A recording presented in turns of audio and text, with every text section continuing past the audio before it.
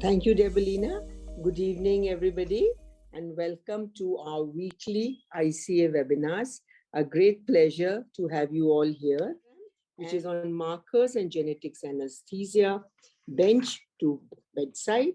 And this, of course, we have a very extensive and very nice program, starting with a small debate, followed by 2 lectures, and then a panel discussion.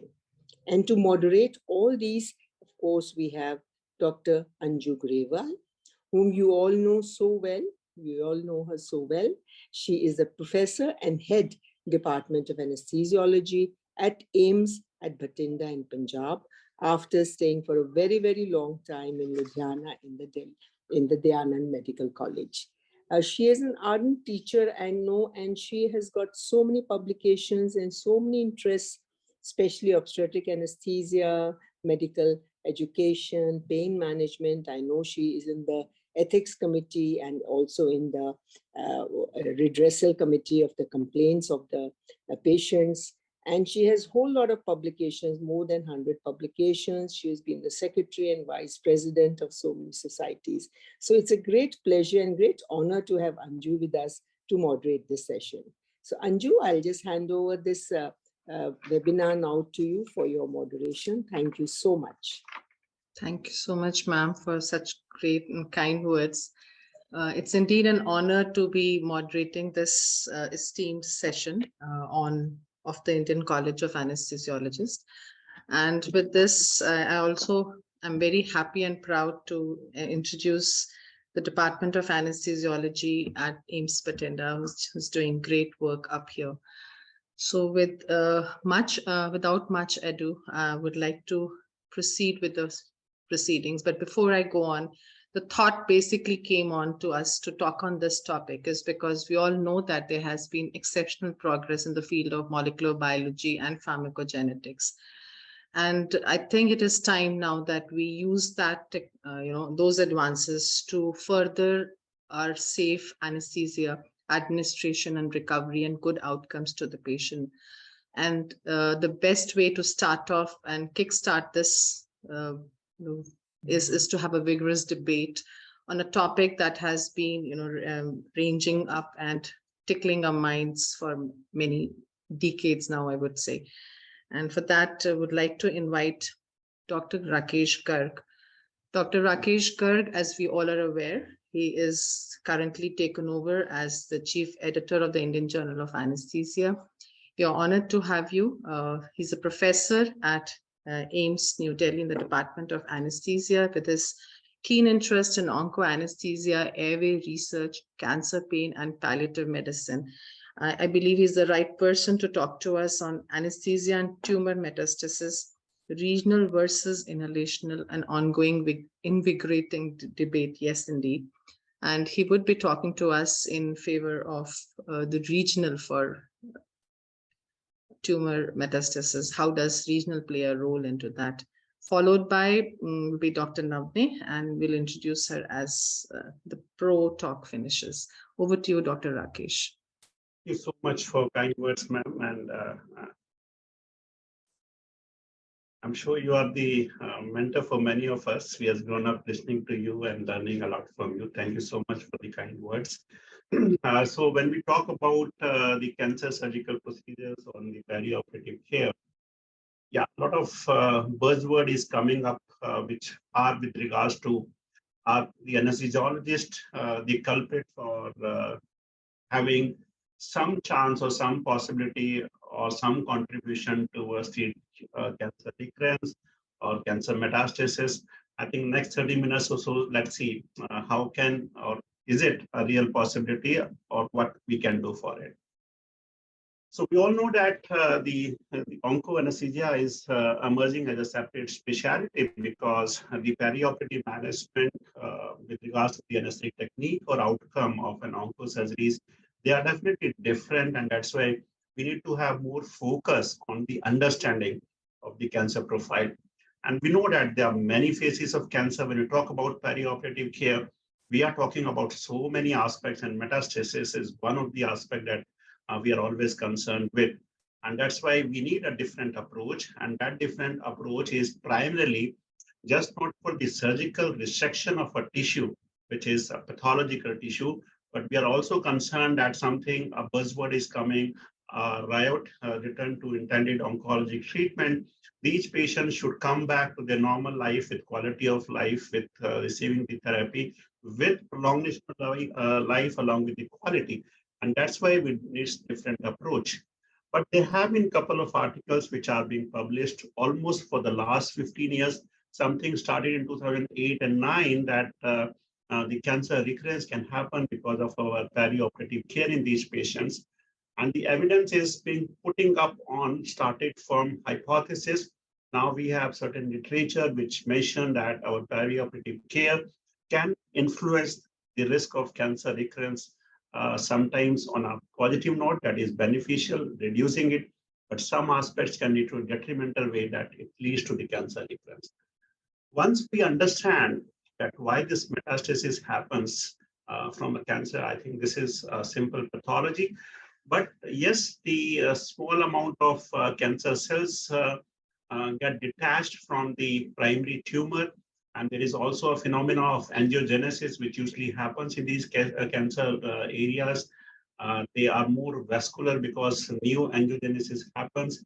And these detached cells sometimes leaks from those angiogenetic vessels, as well as the capillaries, and they then station into some other areas, maybe lymphatics, or sometimes they are trapped into other organs, leading to metastasis.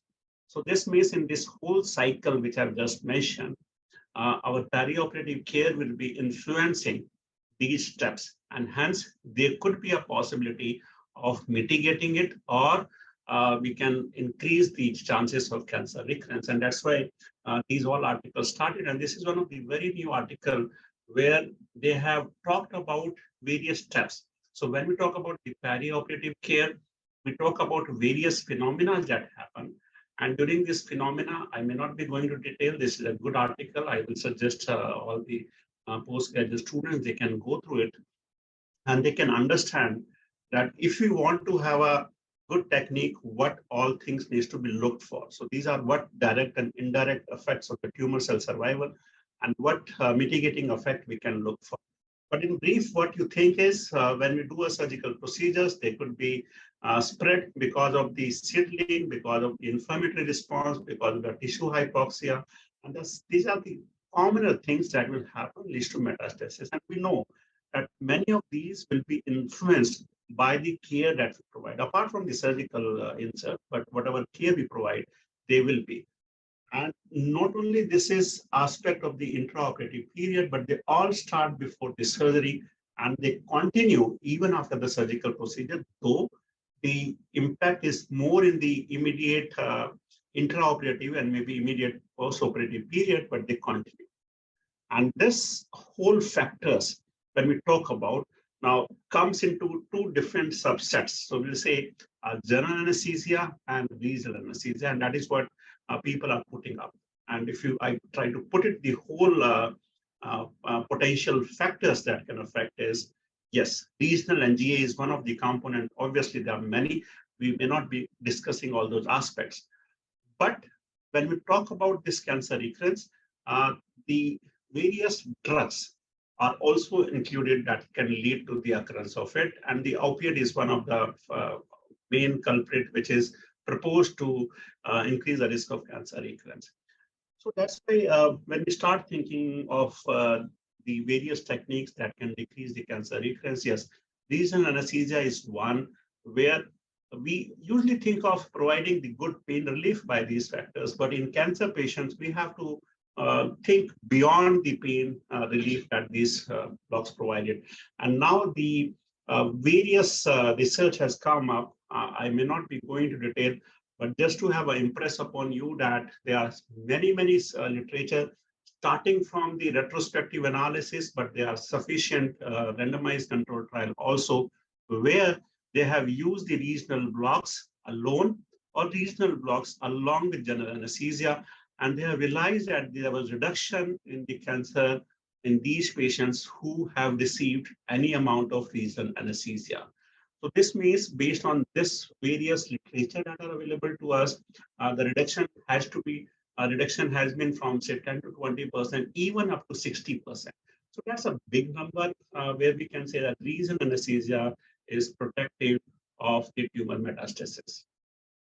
But when we talk about the various aspects of these aspects, so in the oncology setup, we are just not looking for the one-time cancer recurrence, but what we are looking for is the overall survival or the cancer-free survival in these patients or the recurrence. So we are looking for the different parameters in these patients. And again, this nice article which has been published in British Journal of Anesthesia around 8 years back, they have tried to comprise various subset of the oncological procedures, and they have given the hazard ratios of various surgeries where they have studied about various parameters, the endpoint parameters that are primarily related to the recurrence of cancer.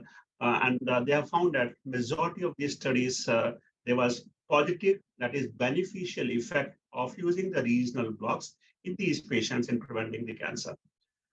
Now, when we talk about the regional anesthesia, we need to also include certain factors which will be affected by the use of regional block. And what these factors are, why are we proposing? So there have been a good hypothesis which has been proved by many of the articles, and there is some evidence which is emerging it. One, it decreases surgical stress, the immunosuppressive effect of the perioperative period we know.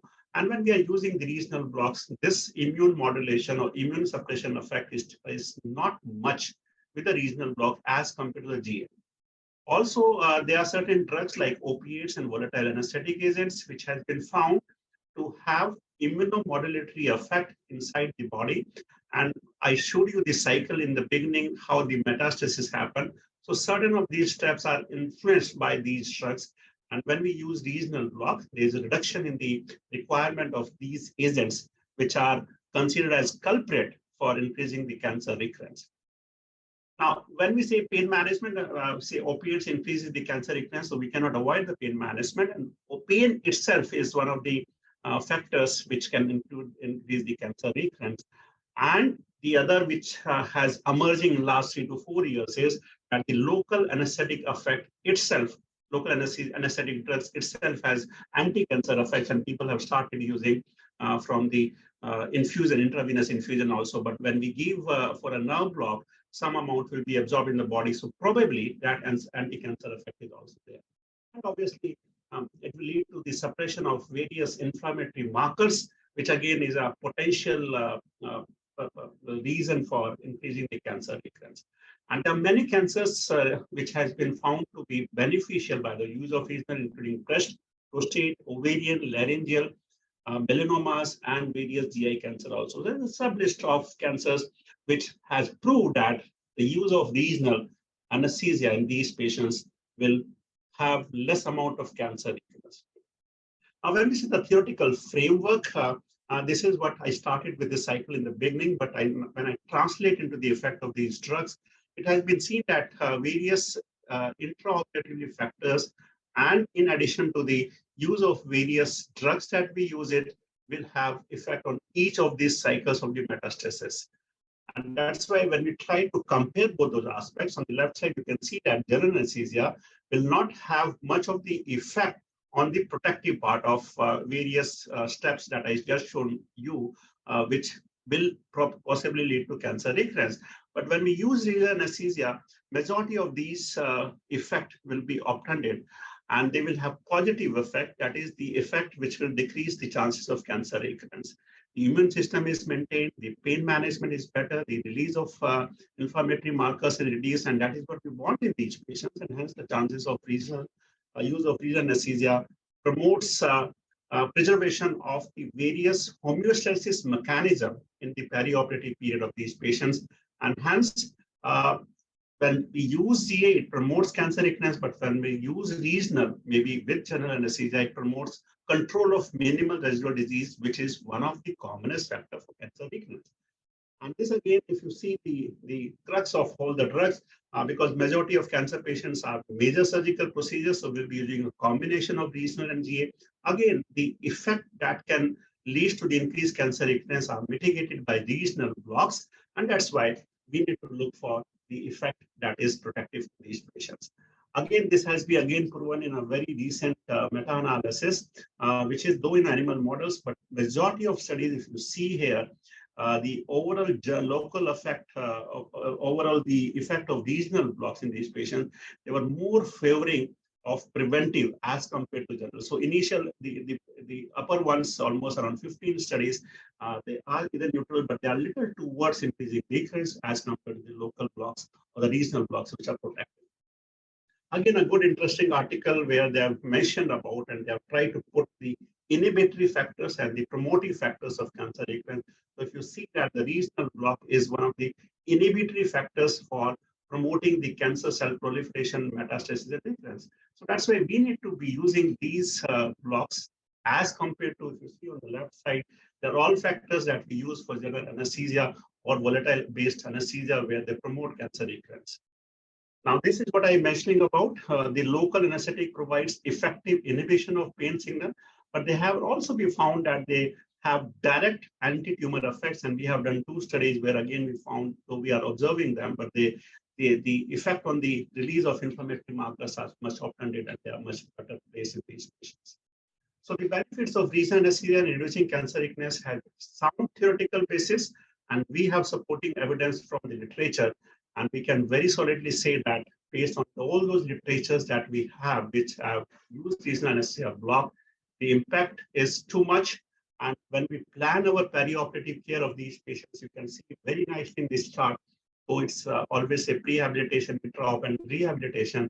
The use of regional anesthesia is definitely a protective mechanism, a protective strategy in these patients where we can prevent recurrence of these cancers. And that's why if you see the whole chart, the most robust method of preventing, apart from whatever drugs we use, is the most strategies is the infusion of regional anesthesia for preventing the cancer recurrence. And that's why we, if you see about the drugs, there are various drugs which have been found to be having effect on the increasing, like ketamine, thiopentol, propofol, inhalation agents, nitric oxide, opiates, they all increase the cancer recurrence, and we have mentioned that with research we can decrease these effects. So to summarize once more, if you see the whole chain of cellular mechanism which can lead to the distant metastasis or increased recurrence, you can see that in the beginning itself, we use these two blocks, the whole chain which is responsible for increasing recurrence is taken care of. And hence, whatever we do, if we can just add on the regional anesthesia, probably we are helping our patients with a possibility of decreasing the cancer recurrence and overall survival of these patients. To summarize, the regional anesthesia is proposed to reduce the incidence of cancer recurrence by various mechanisms that we have discussed in the last 15 minutes or so. And this also mitigate by various combined effect that we use in major oncosurgical procedures by using GA, by reducing dose for those agents which are possibly related to the increased cancer recurrence. So regional anesthesia is the technique that may be used alone or with GA for decreasing the cancer recurrence in patients undergoing oncological surgical procedures. Thank you so much. Thank you so much, Dr. Rakesh, for reinforcing that we are on the right track, giving regional anesthesia to our patients. But we have to understand that we still need to give general anesthetics to our patients, because there would be procedures that would warrant that we do a general endotracheal anesthesia for them. And to talk about the safety of this aspect of anesthesia and its effect on tumor metastasis, to allay our fears, I would say we have a con speaker. Dr. Navneh Samagh is an associate professor at the Department of Anesthesia and AIIMS Bathinda. Her key interests are neuroanesthesia and neurocritical care, and she has 8 chapters and over 25 publications, and an assistant editor to the ISNAC E-News, which is an official newsletter of the Indian Society of Neuroanesthesiology and Critical Care. And let me tell you that we have practically every day, we do a lot of neuro-related tumors, and this is an area that we really need to be enlightened upon. I hand over the mic to Dr. Navneh, but before I do so, I would like to welcome the director of AIIMS Bathinda, Professor Dr. D.K. Singh, who has joined us. on this webinar. We thank you, sir, for being with us and encouraging us to do all these academics. Thank you. Over to you, Navneh. Thank you, ma'am. I'm Dr. Navneh. I'm Associate Professor in AIIMS Bathinda, as ma'am has told. Saneesh.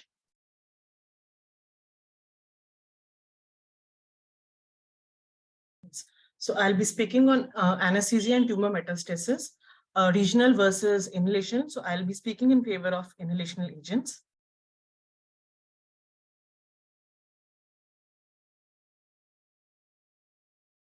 So what is an ideal anesthetic in cancer patients? So an ideal anesthetic in cancer patients is the one that attenuates sympathetic response while maintaining adequate tissue perfusion to avoid tissue hypoxia, the one that attenuates pro-inflammatory milieu while maintaining an adequate healing response, modulates the cytokine release and cellular function, and modulates the various transcription factors and oncogenes to prevent inducible cell survival and migration. So despite promising in vitro and in vivo studies, it appears that selecting an ideal anesthetic agent is far more complex than originally thought. Heterogeneous biology of different malignancies and patient populations and recent prospective RCTs have shown little promise. Lots of RCTs are ongoing. So the debate continues whether to go for regional or inhalation. So volatile agents, they are most commonly used method for maintenance of general anesthesia worldwide. They have effects on the immune system and the inflammatory response. Conflicting evidence exists as to whether volatiles affect, activate, or inhibit these pathways, and it remains unclear whether clinical outcomes are influenced. So I'll be discussing about isoflurane, sevoflurane, desflurane, and xenon, which are being used as inhalational agents. So first, we'll be discussing about isoflurane. So as we all know, isoflurane was reported earlier in studies, mostly between 2006 to 2016, to induce hypoxia-inducible factors, that is HIFs 1 and 2, which were known to enhance malignant prototypes. So this study was published in PLOS One in 2019. Here, they found that HIF, which are critical regulators of cancer hallmarks, including sustained proliferative signaling, evasion of growth suppressors, resistance to cell death, replicative immortality, angiogenesis, invasion, and metastasis. And they found that neither exposure to isoflurane for 8 hours nor for 2 hours, followed by culture, affected HIF1 and HIF2 cells in renal cell carcinoma cells. So they concluded that isoflurane does not affect HIF activity in renal carcinoma cells, nor the expression of genes associated with cancer hallmarks. Another study was done wherein they studied about the anesthetic effects of isoflurane and the molecular mechanism underlying isoflurane inhibited aggressiveness of hepatic carcinoma. In this study, they found that isoflurane treatment efficiently attenuated surgical pain and inhibited tumor aggressiveness via regulation of nuclear factor kappa B activity and the phosphatidyl inositine 3K AKT signaling pathway, thus suggesting that isoflurane is an efficient anesthetic drug that induces pain remission as well as promotes apoptosis in liver cancer cells.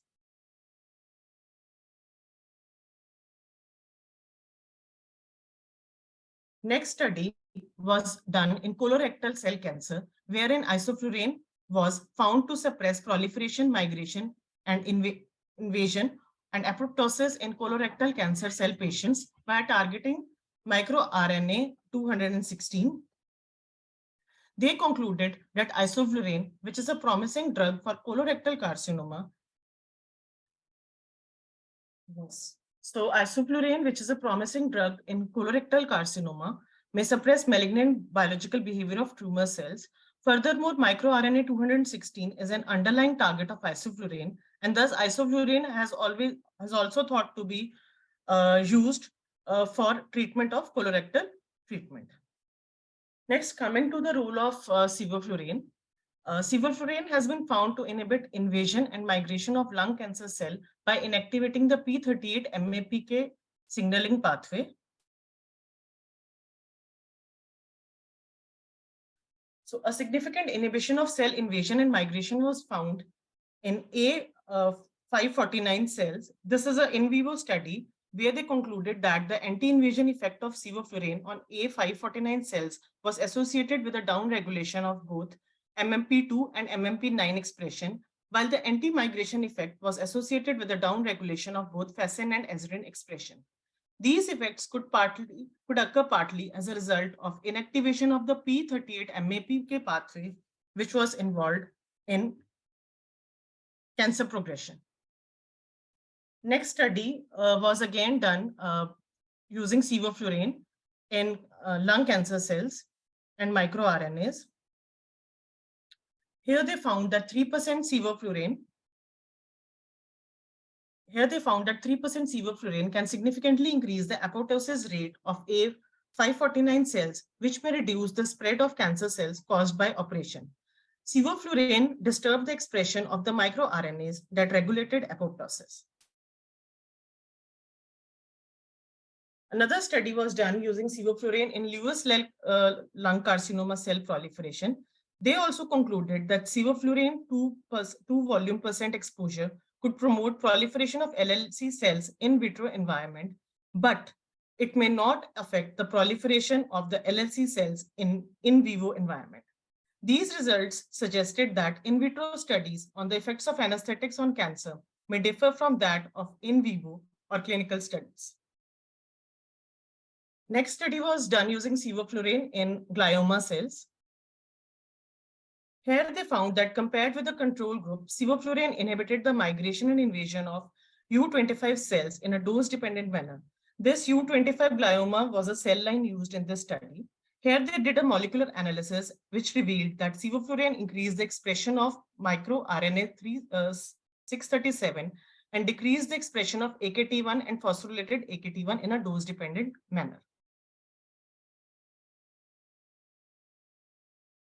These findings may have significant clinical implications for anesthesiologists regarding the choice of volatile anesthetic agents for the surgical resection of gliomas to prevent metastasis and improve patient outcomes. Again, another study of sevoflurane in glioma cell via regulating microRNA 34A5P MMP2 cells. They found that sevoflurane decreased glioma cell migration and invasion. In glioma cells, sevoflurane upregulated microRNA 34A 5P abundance and downregulated MMP2 levels. So here we can see that sevoflurane has a tumor inhibitive effect by regulation of all these downstream molecules, which has been proved in the various studies. Now coming to desflurane. Desflurane, two studies were done. Two in vitro studies were done in 2016 and 2012. Herein, one study suggested that it promoted oncogenesis, while the other study suggested that it suppresses oncogenesis. But both of these were in vitro studies and had conflicting results. The results of the in vitro studies in the very heterogeneous nature of cancer and oncogenetics have to be interpreted cautiously. In vitro studies, as we have earlier also discussed, do not reflect the human cellular environment and the way in which a cancer cell lives in, and thus may not be ideal to extrapolate to clinical outcomes. A historical cohort study was done from 2007 to 2011, wherein 194 patients were included, and the primary outcome was disease-free survival. In this, cohorts were defined by exposure to perioperative epidural analgesia or exposure to specific volatile anesthetics. In this study, they found that use of desflurane was associated with a lower overall rate of ovarian cancer recurrence compared with sevoflurane, with a p-value of 0.01. In multivariate analysis, they found that the use of desflurane was independently associated with improved disease-free survival. A study was done on xenon as well, and they found that xenon, but not sevoflurane, inhibited migration in both estrogen receptor positive and negative breast adenocarcinoma cells. Coming to regional anesthesia, as my opponent, sir, has also conveyed that regional anesthesia could prevent cancer recurrence. It attenuates the sympathetic nervous system. It reduces the perioperative requirement of opioids. There are direct effects of local anesthetics which have anti-cancer properties. However, the data at present are experimental and mostly based on animal and cell line studies. There are a lot of retrospective studies in it. However, the recent few RCTs have come up in recent time. There is this big multi-centric trial, which was published in 2011. It was done in 23 hospitals in Asia, Australia, and New Zealand, and included 503 patients. In this, there were two groups. First was patients who received general anesthesia with or without. The second was without epidural for at least 3 postoperative days. In this, the median time to recurrence of cancer or death was 2.8 days in the control group as compared to 2.6 days in the epidural group. The recurrence-free survival was similar in both epidural and control groups. They concluded that the use of epidural is not associated with improved cancer-free survival.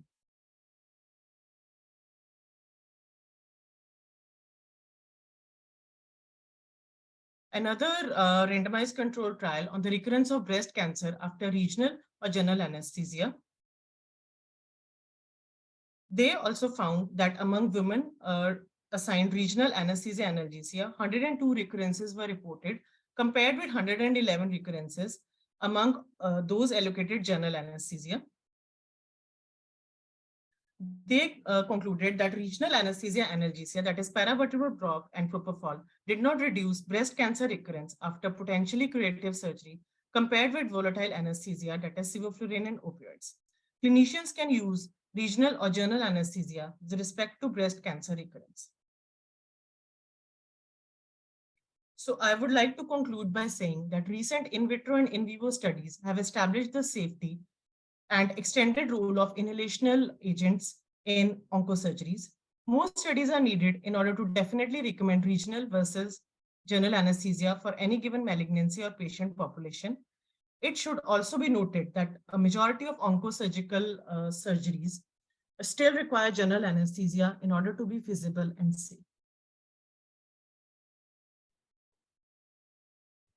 Thank you so much, Dr. Navneh.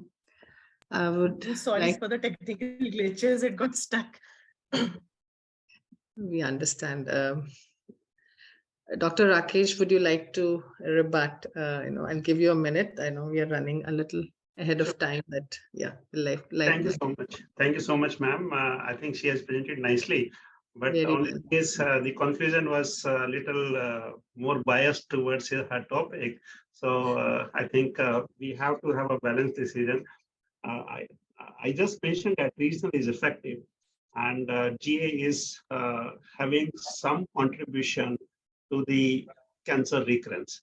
So I think it's always good if both can be hand in hand, because the effect of regional, the beneficial effect of regional can put on the effect on the side effects of general anesthesia. And now, since regional anesthesia has come up in a large way, putting up the facial pain blocks, the regional central axial blockade. So all those things have brought down the culprits which are being part of general anesthesia. So I know that major oncological surgical procedures would require a combination technique. So I would say, in fact, I would modify what Dr. Navneh concluded. I will modify her conclusion to say that major oncosurgical procedures do require a combination of general anesthesia and regional anesthesia. Beware of general anesthesia, try to use it less, use more of regional anesthesia, but probably combination techniques will always be a better option, whatever the present evidence says for major oncosurgical procedures. Over to you, ma'am. Yeah, Navneh, any of your comments? Ma'am, I like to say that as Sir has suggested, there should be a combination. And I'm also hoping that in future time, based on whatever studies I could gather, there might be a therapeutic role of inhalational agents in management of cancer. We really look forward to those kind of research coming in. And I believe As a moderator, I would say yes, we need a combination of both, which needs to be titrated and tailored to patient profile and the cancer in question that we are looking at, so that we have optimized outcomes. And we would look forward to multi-center trial across the country, which would not be just in vivo or in vitro studies, but actually real data coming from real patients and our clinical studies that can indeed, make a difference to our patients. Thank you so much. Both of you had really give us a very good outlook and excellent talks by both of you, enlightening us on a very pertinent topic. Thank you so much, Dr. Rakesh and Dr. Navneh. Thank you. With this, I would like to move on to the next very important topic, where we talk about genetics and evidence-based drug selection in anesthesia. It's a case-based discussion which will be brought about to you by Dr. Mayank Gupta. Dr. Mayank Gupta is an associate professor at the Department of Anesthesiology and Critical Care at AIIMS Patina. He has a vast experience of working with cancer patients and indeed has, can I have his slides, please? So he has a great deal of interest in pain, palliative, interest, and of course in regional anesthesia. So we look forward to listening to him, especially since he has been a beneficiary of a Commonwealth scholarship and is also currently engrossed in lot of multi-center as well as major trials on this. I welcome Dr. Mayank Gupta to please come present his talk.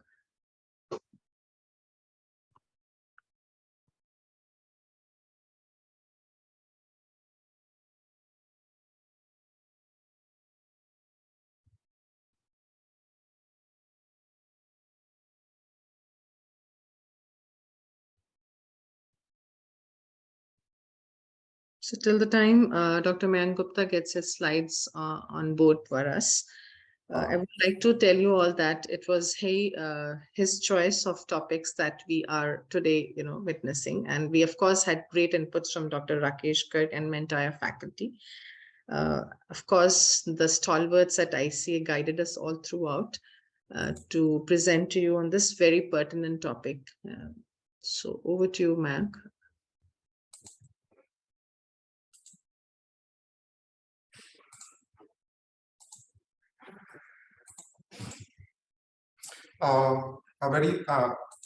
Thank you, ma'am, for the nice introduction. I'm really thankful to ICA for giving me this opportunity. I think so I could not have asked for a better time frame to present this. After an invigorating talk by Dr. Rakesh and Dr. Navneh, setting up a sound base for the role of genetics and anesthesia. And the next presentation, which I'm really looking forward to by a Jalwal, who will tell us that yes, the genetic studies and the molecular studies are not restricted to just rats and mice and test tubes and labs. They can be brought to the bedside as well. So I'll be dealing with the pharmacogenetics, that is how the genetic makeup of an individual affects the drug metabolism. It may be pharmacokinetic or a pharmacodynamic. That is, it may affect the way body handles a drug by metabolism, transport, and excretion of a drug, or the way the drug acts on the body. So as the name suggests, it will be a case-based discussion. And just to provide a framework, we will be looking at how temporarily the evidence of pharmacogenetics develop within the context of anesthesia and evidence-based medicine. So with this, I come to my first case, and I would be very happy to see comments coming in the chat box. So 40-year-old female, ASA2, posted for exploratory laparoscopy for acute intestinal obstruction. Apart from controlled hypertension, there were no major comorbidities. Rapid sequence induction was done with injection morphine, propofol, scoline, as was available at that time. Intraoperatively, injection vacuronium and isoflurane was given. Surgery lasted for 90 minutes. Postoperatively, however, the patient did not have any respiratory efforts. After waiting 45 minutes after the end of surgery, the concerned anesthesiologist gave reversal. However, still there were no respiratory efforts. Neuromuscular monitoring was done, and which TOF and post-technic contractions did not result in any stimulus, no response. So what do you think is happening in this case? So, I'm sure that all of you must have got a hint where I'm taking this first case to be. So we all know that succinylcholine is a depolarizing muscle relaxant which gets metabolized by an enzyme known as plasma cholinesterase or pseudocholinesterase into succinyl monocholine followed by succinic acetylcholine. There are conditions in which this plasma cholinesterase may be either deficient or it is abnormal. So a lot of conditions like liver diseases, kidney diseases, pregnancy, patients who undergo plasmapheresis and burns, although the plasma cholinesterase is normal, but the levels are deficient. And there are some congenital conditions or single nucleotide polymorphisms which lead to mutations within the gene, leading to abnormal cholinesterase, what we call as atypical cholinesterase. So whatever the cause, whether it is deficient or it is abnormal, it leads to prolonged binding of certain neuromuscular blocking agents like succinylcholine and bavacurium to the neuromuscular junctions, resulting in prolonged paralysis. So it's very exciting to know that the pharmacogenetics has its inception in a serendipitous discovery and observation in the field of anesthesia. So Dr. Werner Callow was studying cholinesterase in the post-World War I era when he met a physician who was giving electroconvulsive therapy to patients with schizophrenia. At that point of time, there were no other alternatives or treatments which were available. So what he observed was that few patients, they had a prolonged response with prolonged motor blockade with succinylcholine. And because ECT is given multiple times, those patients had multiple, at every time he gave choline, the patient had a prolonged neuromuscular blockade.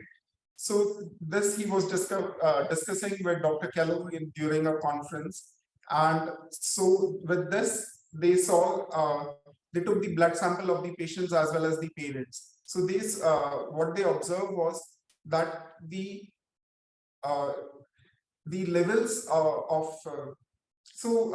Dr. Callow came up with the mechanism by which he measured the levels of cholinesterase was that he used to give Dibicin, which is an amide local anesthetic. So it inhibits the normal cholinesterase by 80%. And then he used to give butylcholine. So butylcholinesterase metabolizes it into butyl acid and choline.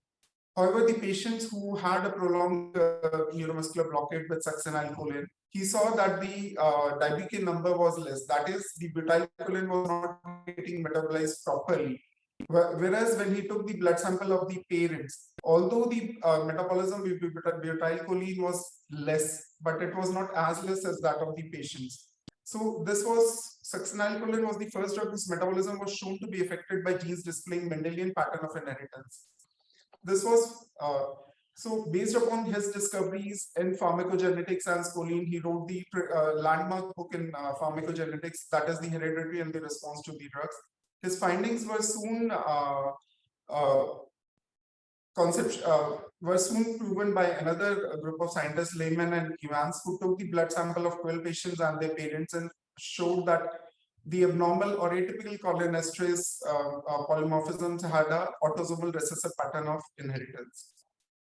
So there are a number of SNPs which are associated with pseudocholinesterase, atypical pseudocholinesterase. The most common are the K and the A variants.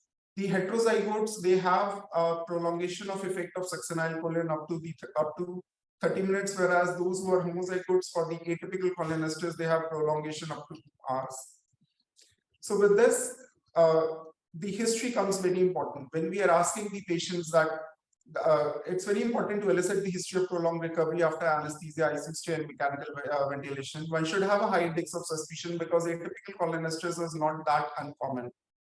If you suspect, there are 3 ways in which it can be confirmed. The Dibicin number can be assessed, in which the patients who have normal cholinesterase, the Dibicin number is in the range of 80 to 90. Those who are heterozygotes for atypical cholinesterase, the number is somewhere around 40 to 60, and those who are homozygous for atypical cholinesterase, the numbers are 20.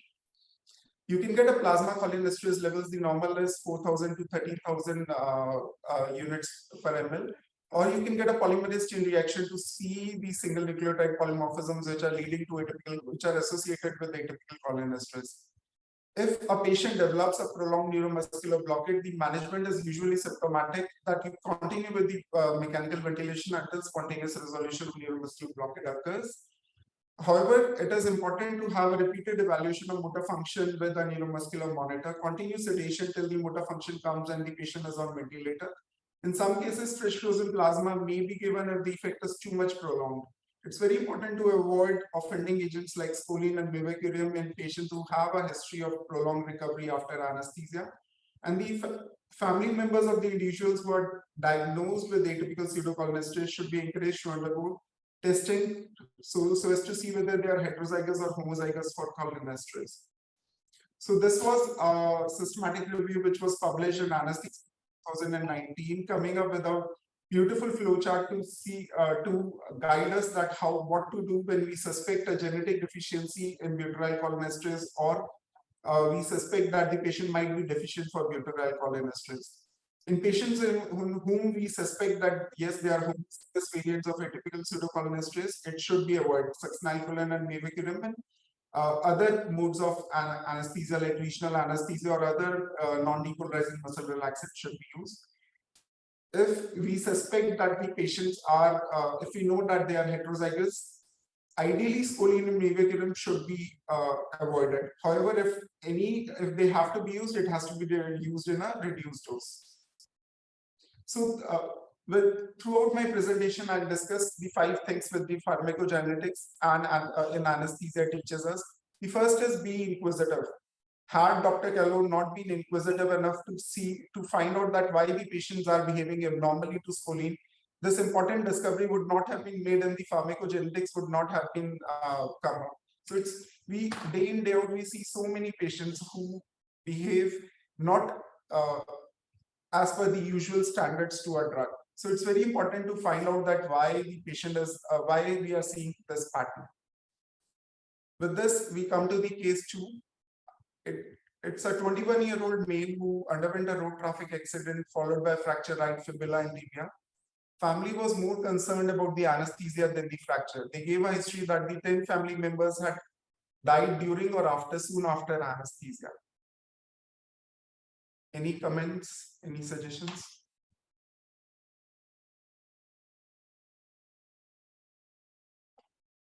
So this is a typical case history which was published in 1961. At that point of time, physicians thought that the patient, the relatives might have had ether convulsions, and so they halothane was newly discovered drug at that point of time. They did IV induction followed by use of halothane. Soon after the anesthesia soon after administration of halothane, patient became pale, cyanosed, hypotensive, tachycardic, hot and sweating when the soda lime became very hot.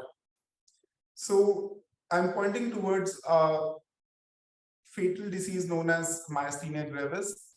So we all know that it is due to the mutation of ryanodine receptor gene, which leads to an abnormal reaction to certain class of drugs like scoline and inhalational anesthetics, leading to an increased release of calcium from the sarcoplasmic reticulum. This increased calcium leads to a hypermetabolic state and leads to sympathetic stimulation causing tachycardia, hypotension, increase in temperature, hypercarbia. So this was the first disease in anesthesia which was found to be due to following an autosomal dominant pattern. In this case, the doctors, they took a family history of the patient, and when they draw the family chart, the autosomal dominant pattern of inheritance was confirmed in this. So it's very important that in patients in whom we suspect malignant hypothermia, first to rule out other differential diagnoses like serotonin syndrome, neuroleptic malignant syndrome, thyrotoxic crisis. And if we are suspecting malignant hypothermia, we should confirm it by caffeine halothane contracture test. If the patient comes out to be positive, sadly in India, we do not have a MH registry, but in US and UK, we have a MH registry. And the patients, even then, we do not have a MH registry. It's very important to tell the patients to always keep a note with them that yes, they are they are susceptible to malignant hypothermia, and not to give the offending agents. If they come, if they have to undergo a surgery and they are not able to tell that. A lot of evidence-based guidelines are available in patients who are suspected of, who are susceptible to malignant hypothermia and have to undergo surgery, and in those patients who develop malignant hypothermia during the surgery. So the recommendation is that all the centers which are using succinylcholine should have an available dantrolene, that is 32 vials, because the 32 vials are sufficient for, is the dose which is recommended for a maximum dose recommended for an adult patient of 70 kg. You should flush the systems, but however, nowadays we have carbon filters which have eliminated the need of flushing the systems, which can be connected with the inspiratory and the expiratory limb, and they absorb any residual inhalational anesthetic which might be present within the system. So now coming on to, because nowadays a lot of invigorating debate is going on whether does choline still have a role in anesthesia or not. To answer those questions, there recently 2 systematic reviews have been published. The first was that should rocuronium and sugammadex replace succinylcholine in class B ambulatory anesthesia settings for emergency airway management. So what they found was that although the recovery profile was similar with succinylcholine and rocuronium sugammadex combination, but succinylcholine definitely has a superior economic and clinical profile. So succinylcholine do have a role within the anesthesia. The second one looked at that in centers where succinylcholine is used without inhalational anesthetic, is it too much susceptible to cause malignant hypothermia so as to justify the to keep dantrolene, which is costly within those centers. So they found numerous cases where succinylcholine was used and not, without inhalational anesthetic, and still malignant hypothermia events occurring. And it has been seen that every minute you delay in giving dantrolene, it increases the morbidity and mortality by 10%. So it came in the favor that every place which uses, which stores succinylcholine should have a dantrolene within the cupboard so that it is within reach within 10 minutes of need. So this tells us to be a master listener. It's very important. It's the history which tells the diagnosis. So a patient or the relative, they are saying that yes, they had multiple deaths within the family after anesthesia. So it's like this. It's very important to give very importance to the history. And it's very important to take responsibility, because most of the centers in India, they do not have dantrolene. But that's what is required from an anesthetist, that we have to have a plan B. Even if the dantrolene is not available, one should provide supportive management. And the literature is full of case reports and case series where the malignant hypothermia patients have survived even without giving dantrolene. However, this is not to say that dantrolene should not be available. But if dantrolene is not available and the patient does develop signs and symptoms of malignant hypothermia, you should do everything which is possible to save the patient's life and provide the supportive management. With this, we come to the case 3. 32-year-old female had a normal vaginal delivery. She had a moderate to severe episodic pain, for which she was started on weak opioid tablet codeine 30 mg and paracetamol 500 mg 2 tabs BB. However, second day she developed constipation and somnolence. Constipation was not responding to the laxatives and the dose was reduced to 1 tab BB. This was continued to 2 weeks. The baby born was full-term and healthy male infant. Starting from day 7, the baby started having intermittent periods of difficulty in breastfeeding and lethargy.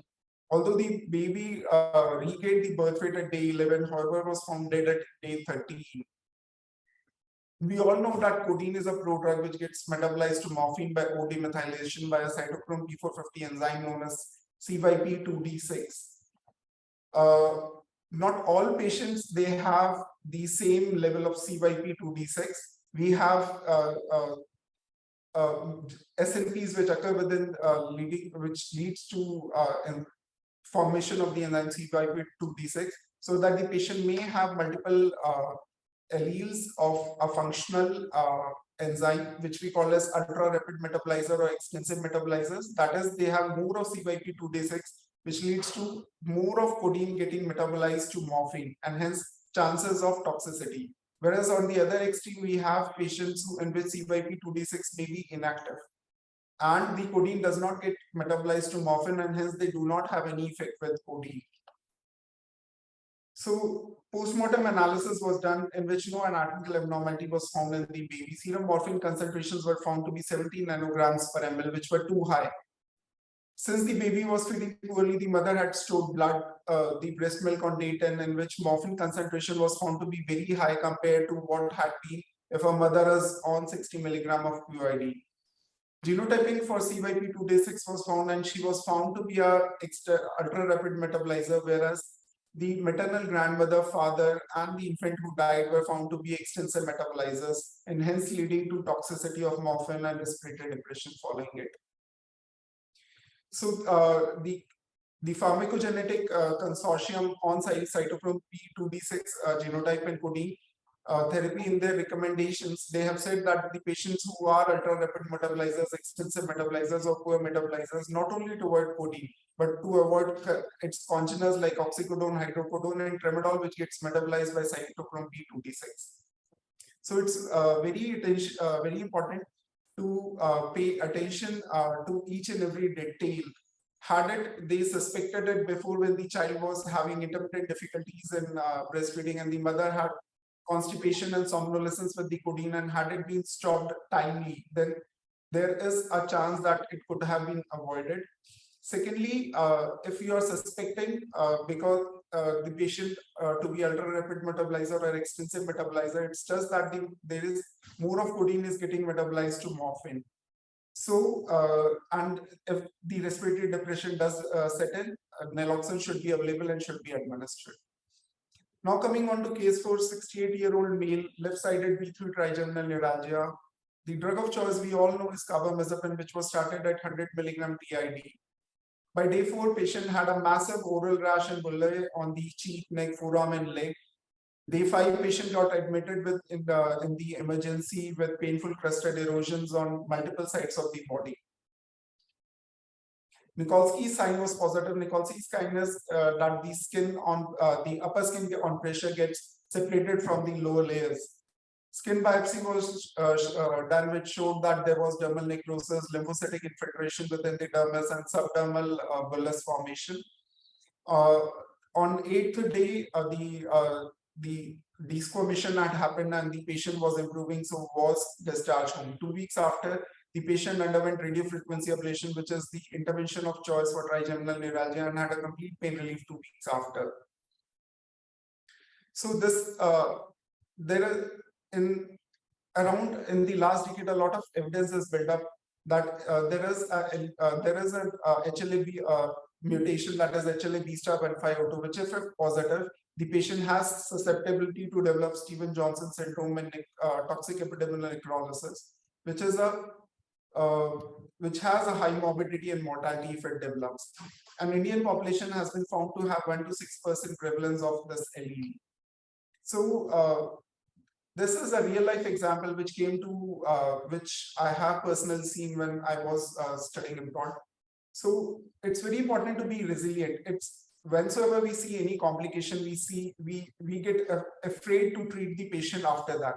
However, the patient had developed a drug reaction, patient was treated properly. So it's very important to treat the patient of the condition if it is possible with which the patient came. So patient underwent radiofrequency ablation, was very happy that yes, his pain was relieved. With this, I come to the conclusion, and thank you.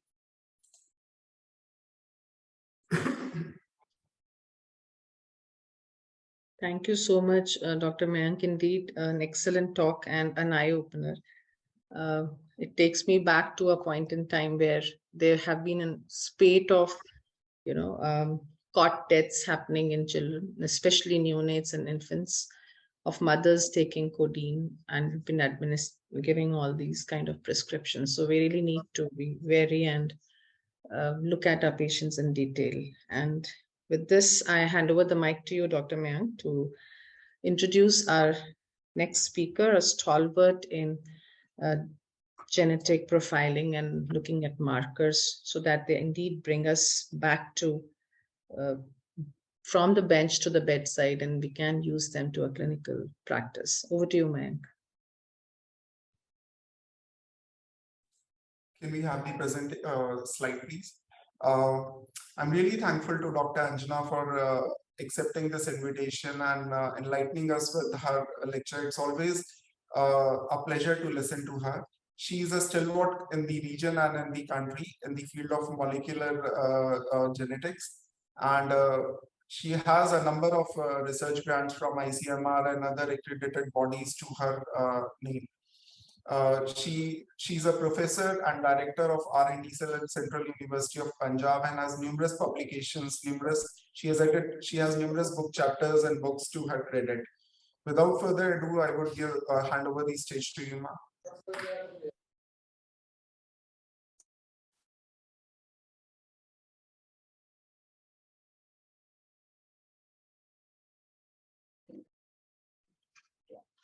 Good evening, everyone. Kindly let me know if I'm audible. Hello. Yes, you're audible. Yes, Yeah. please. Yeah. So, yeah, just. So, Dr. Mayank has already, introduced me. I'm Anjana. I work at Central University of Punjab. And, today I will be talking about accessing markers and genetic profiling from bench to bedside and vice versa. Actually, with the development of the genetics is now the center point. Talk it in terms of diagnosis of a particular disorder, talk it in terms of prognosis, or let us even Dr. Mayank was talking about response to drugs. So we have actually tremendous, progress has been made. I might not be specifically referring to anesthesia drugs because that has not been my area of expertise, but I worked in stroke, on statins, on some anti-cancer drugs in breast cancer, and we have already established certain markers which are responsible for, a response to a particular drug. Now, if you talk in terms of from geneticist's point of view, generally, or for that matter, from anyone's point of view, we classify the diseases into three categories: monogenic diseases, complex diseases, and environmental diseases. And monogenic diseases, as all of you know, we say, for example, we have certain examples: Huntington's, chorea, DMC, DMD, thalassemia, which have a significant, component of genetics to it, and there is a specific gene where mutations in that particular gene are related, and we know that they are bound. The mutations are bound to give like it result in the disease like condition. Whereas another, challenging aspect for geneticists is complex disorders like, or which are also known as adult onset disorders like Alzheimer's disease, cardiovascular disease, stroke, autism, or Parkinson's disease, where there is a genetic component, but we cannot pinpoint a particular gene.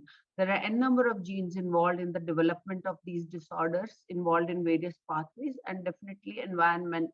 And we also have currently, we are talking about epigenome, where, there are certain modifications in the expression of the genes brought in by maybe nutrients, brought in by environmental factors, or many other things which are coming into picture. And then environmental diseases, all of us are aware of.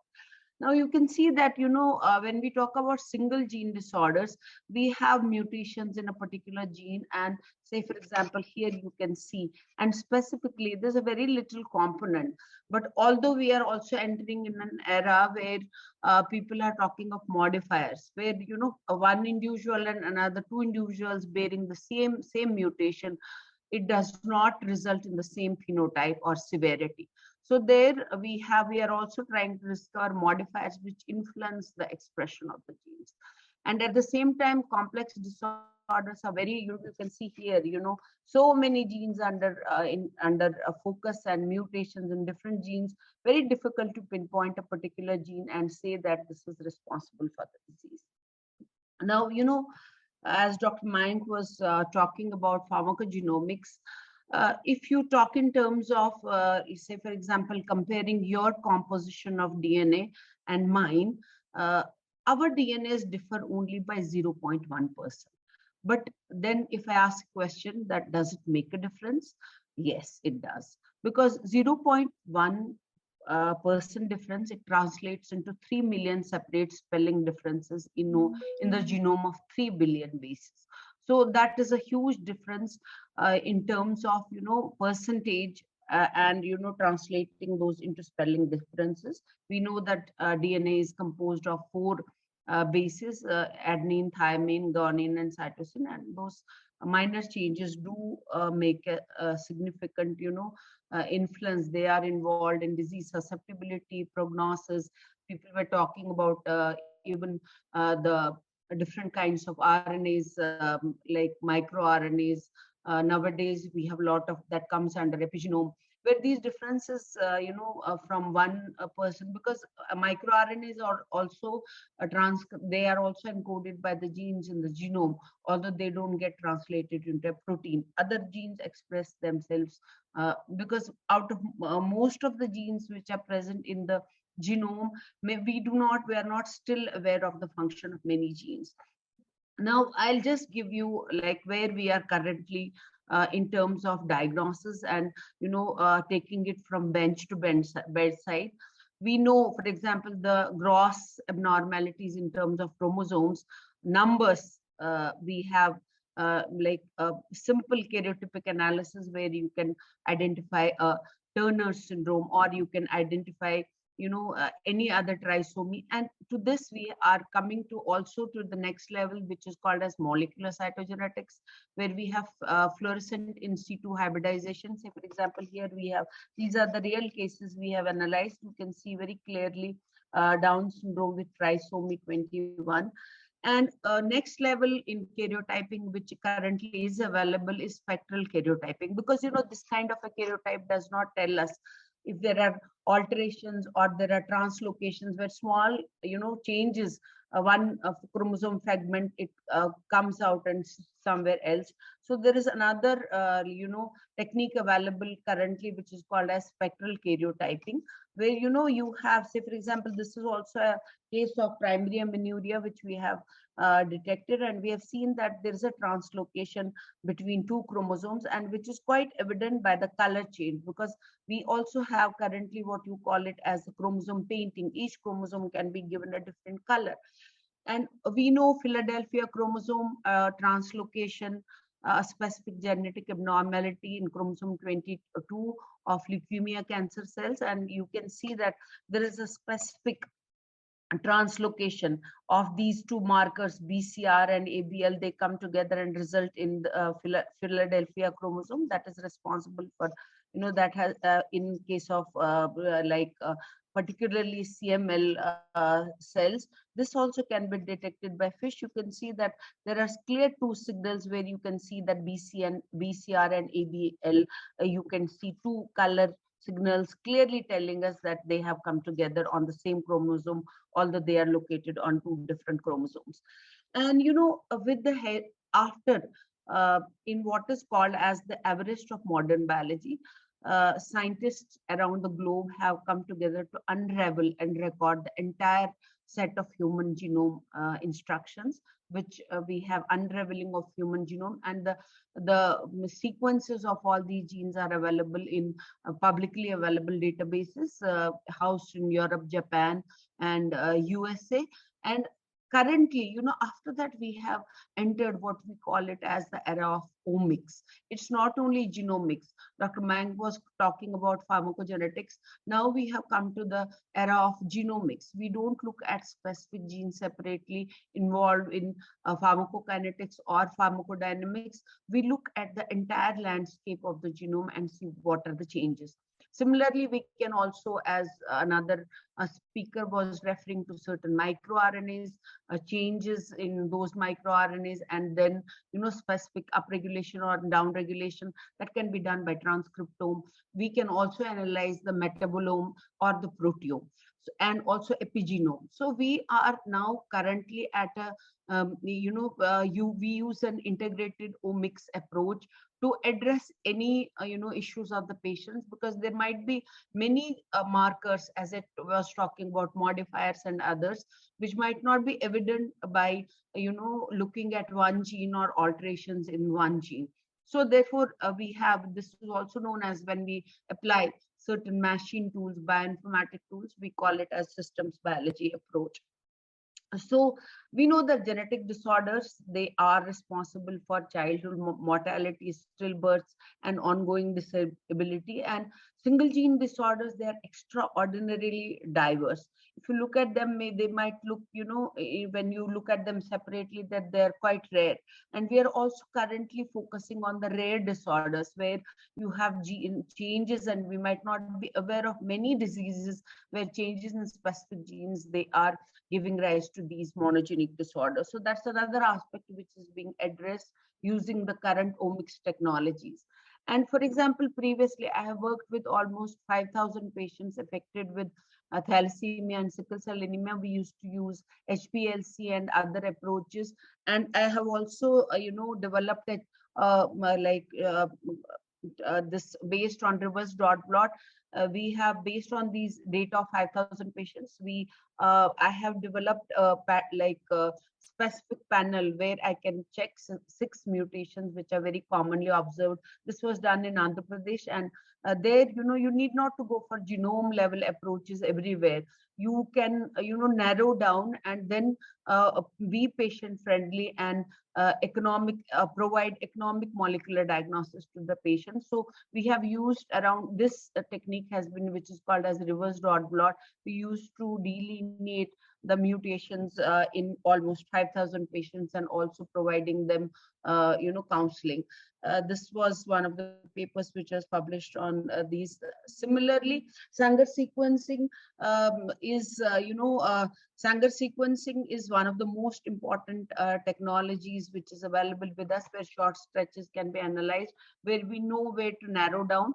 And these are very commonly available. We have a Sanger sequencing at our institute, and it's very easy to handle once you understand how to develop the primers for that specific and then sequence, and you can easily see the change. For example, in thalassemia patients, IVS 1 to 5, 1 to 5 GC is a common alteration, which can be easily seen here. You can see in the chromatogram by this Sanger sequencing.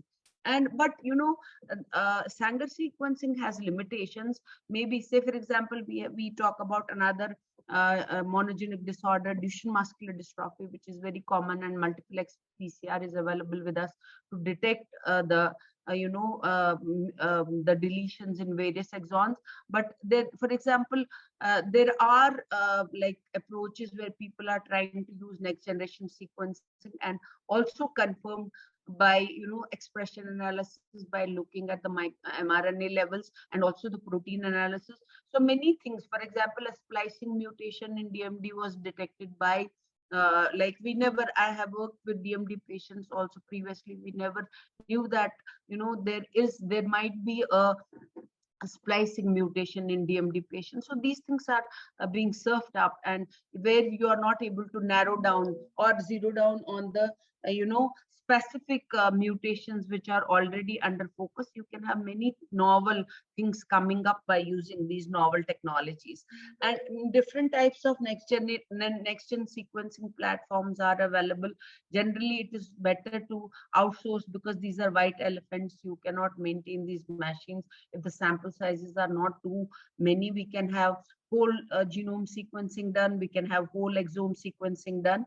And we also have one aspect which is called as druggable genome. Druggable genome would mean that, for example, in case of cystic fibrosis, if there is a variant called as PGLY551 ASP, this is an amino acid change, and we can give a potentiator, that is EVACA factor, and this has been shown to improve the transport of chloride through the ion channels only if the patient bears this. So we can specifically see which mutation is there and what are the like drugs that can be specifically given, moving towards what we call it as the personalized genome and personalized medicine. We have also prenatal testing available, not only the previous methods, we have also cell-free DNA methods in maternal plasma, which are being analyzed for prenatal diagnosis. We also have pre-implantation genetic testing again, and being like NGS being used to detect that. We have newborn screening again based on NGS, where therapeutic interventions are possible if the disease is detected at an early stage. Like for example, you have congenital hypothyroidism detected early, then you can have, previously you used to take a blood sample from the heel of the baby and put it on a filter paper, analyzed by PCR. But now we have also have next gen sequencing.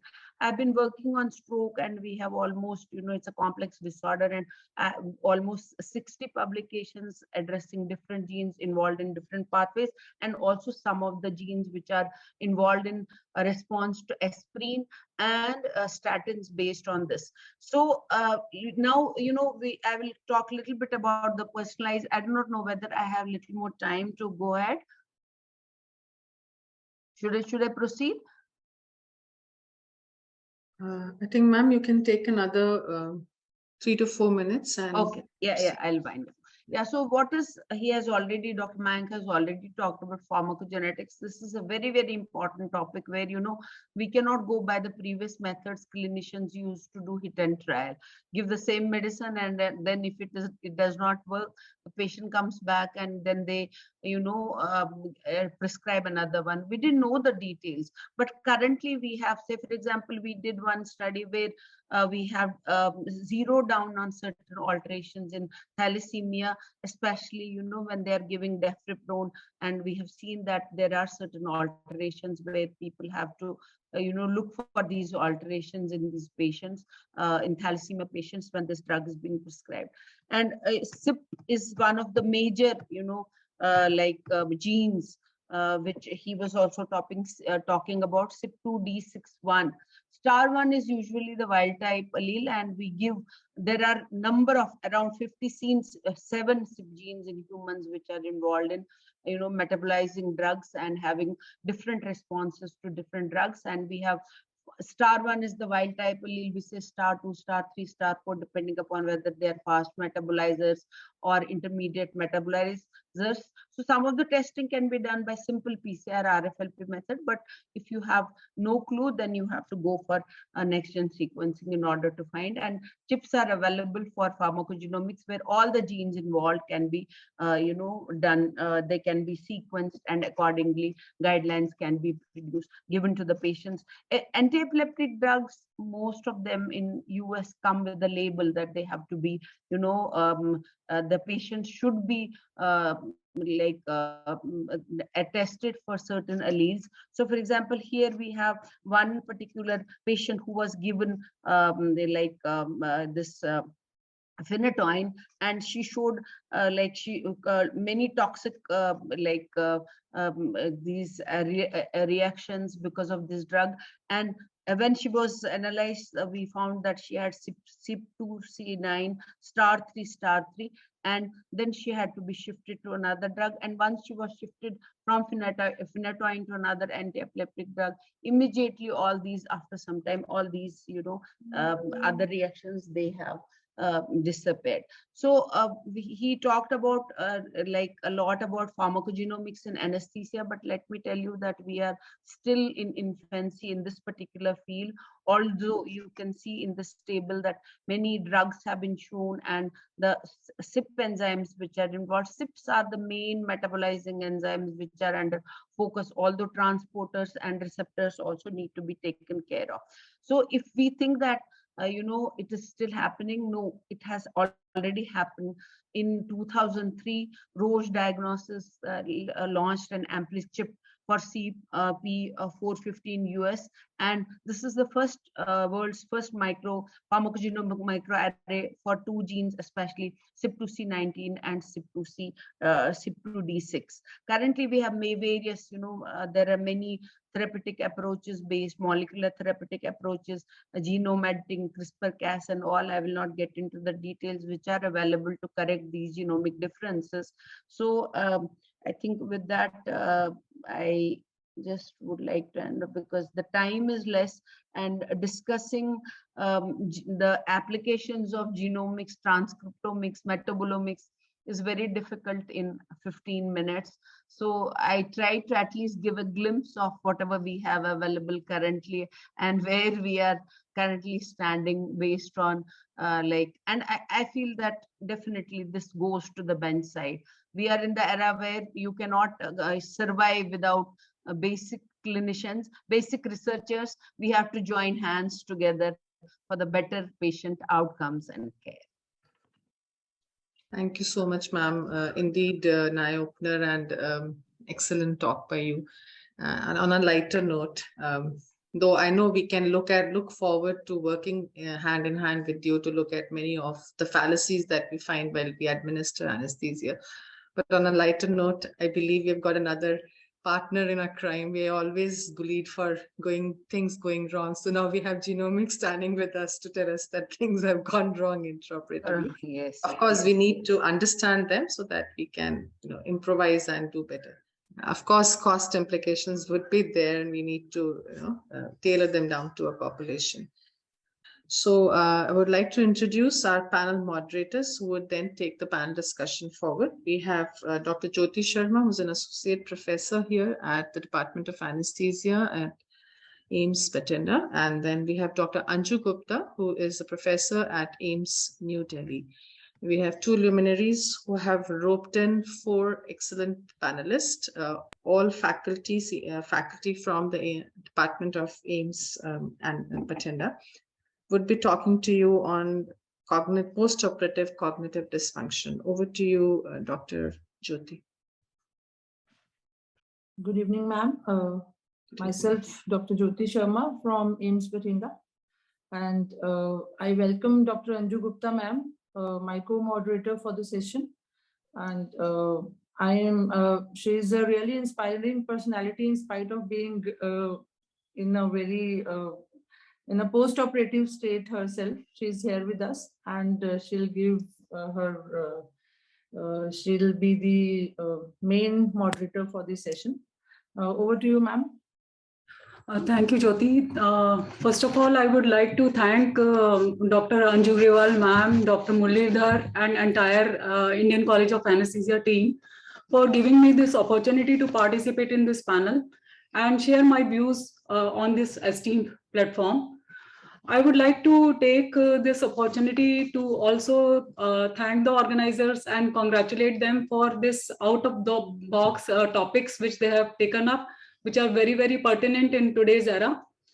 And at the pace at which the medical science is progressing, time is not far that our anesthesia may be tailored to these based on to the individual patients based on the biomarkers and the genetic makeup to optimize the patient outcomes. Now, coming to the panel, postoperative cognitive dysfunction is a very frequently encountered and a very upsetting experience for the patient and their family, as highlighted by Anju Grewal ma'am also. So this is mainly experienced by our elderly surgical patients. And as the elderly population is going on increasing, the magnitude of problem is expected to rise in the coming times. The pathology of POCD is often multifactorial, as have been highlighted by ma'am also. And it is and the understanding of the underlying molecular mechanisms may be held in the identification of various prognostic and diagnostic biomarkers, which may help us which may go in a long way in highlighting the prognostic and diagnostic biomarkers, and which can help tailoring our anesthesia also in future to these patients, and which will in turn improve the outcomes. Dr. Jyoti, can you please start taking up the questions? Yeah, ma'am. Let's begin with the discussion of postoperative cognitive dysfunction. So first of all, we need to understand what is meant by postoperative cognitive dysfunction. So, Dr. Gegal, can you throw some light upon what actually it is and what is the incidence like? Yes, good evening, everyone. And thank you, ma'am, for the question. Postoperative cognitive dysfunction, it is actually defined as the decline in the cognitive ability from a patient's baseline that persists for more than 7 days postoperatively. However, recently it is newly defined as delayed neurocognitive recovery if it is present within 30 days of surgery, or postoperative neurocognitive disorder if it is present within 1 year after surgery. And the incidence of POCD in elderly patients that is more than 65 years of age, it is at 1 week, it is around 30%. At 3 months, it is around 10 to 13%. And at 1 year is around 1% following the surgeries. Okay. So is there any difference in postoperative delirium and postoperative cognitive dysfunction, or is it more or likely it is same? Yes, ma'am, there are certain differences between postoperative delirium and postoperative cognitive dysfunction. For example, like first of all, these syndromes, they occur at different times. Postoperative delirium, it shows a peak incidence on postoperative day 1 to 3, whereas POCD, that is postoperative cognitive dysfunction, it typically occurs at 1 to 3 months following the surgery. Secondly, all the patients with delirium, they will definitely have the attention deficits. While many patients with POCD, they will show the deficits in other cognitive domains also, such as memory or the executive functions, but they need not have always the attention deficits. And thirdly, like these syndromes are measured in different ways. For example, delirium, postoperative delirium, it is usually assessed by the instruments that evaluate the attention or the level of consciousness and disorganized thinking. Whereas in contrast, POCD is typically assessed by a drop in the cognitive performance from before to after anesthesia and surgery on detailed neuropsychological testing. Yes, yeah, like we have many tests like mini mental status examination, and basically the psychiatrists usually check them before preoperatively. Ideally, it should be done. Yes, in the high risk population. Yes, after anesthesia and surgery to rule out. So, Dr. Jyoti, would you like to tell about the risk factors with which the POCD is associated, and what is the evidence about the risk factors we have in literature? Good evening, everyone. So, ma'am, there are several risk factors. To identify, it is important first to do a thorough pre-operative examination, which is regarding to the health of the patient as well as the history of the patient. So basically, I can say they are majorly divided into 4. First and foremost important factor is the age. With the advancing age, especially after the 65 years of age, we have seen the POCD incidence is more. Because in the old age, the proteins levels are low. The sodium, potassium, they are abnormal, sugars are abnormal, as well as there is increase in the comorbid condition of the patients. All these things with the increasing age, they ultimately lead to the increase of the incidence of the POCD postoperatively. Second important factor is the type of surgery. If the patient is undergo major cardiac surgeries or onco-surgeries, or the duration of the surgery is longer lasting, like the orthopedic surgeries, so these patients, they have higher incidence of the POCDs. So the type of surgery is important. With the type of surgery, the type of anesthesia is also important, as it is discussed by Rajesh Garg also said the regional anesthesia, it is safer as compared to the general anesthesia, because in the general anesthesia, patient has higher this incidence of the POCD. In the last, we can say if the patient has a pre-existing cognitive dysfunction in the form of delirium, dementia, or there is Alzheimer's disease, or if the patient has already incidence of the CVA, then these patients have higher incidence of POCD. So basically, these 4 are the important risk factor for the development of POCD. Thank you, Dr. Jyoti, for highlighting on the risk factors. So, Dr. Shashank, would you do you have any idea like what postoperative cognitive dysfunction can lead to morbidity and mortality in the perioperative course? or in the post-operative period? Is it likely to increase? Good evening, everyone, and thank you so much for the question. Post-operative cognitive dysfunction can have wide range of impact, ranging from self-resolving to a tangible impact on the lives of the patients even after the surgery and discharge. So this cognitive decline may be noted as across one or multiple cognitive domains like learning, writing, remembering things, lists, then managing money, and all these things may lead or they impact their jobs and bring financial losses, along with the cost of the disease itself. A comparative study was done with patients who had hip fractures, and it was concluded that patients who had POCD, they had poorer ability to function socially, and their daily activities were impacted at 1 year. There was another study, a Danish study, long-term consequences of POCD, and around 700 patients were enrolled from IS POCD 1 and 2, and they were followed up for 8 years. And they found that early POCD patients, they left labor market prematurely, and they also withdrew more money because from the various social benefits of the country. And also, there was no association between early POCD, that is at 1 week, and mortality. However, POCD at 3 months showed significantly increased mortality. There was one more study, around 300 patients, patients up 55 and above, who underwent CABG surgery, and they found that POCD at 3 months and 12 months showed increased risk of mortality with odds ratio of 3 and 5 respectively. So thank you, Dr. Shashank, for telling about the burden which this disease carries. So like now Dr. Shashank has already told that it is associated with financial and economic and social implications that POCD carries. So it is important to understand the pathophysiology of the disease foremost.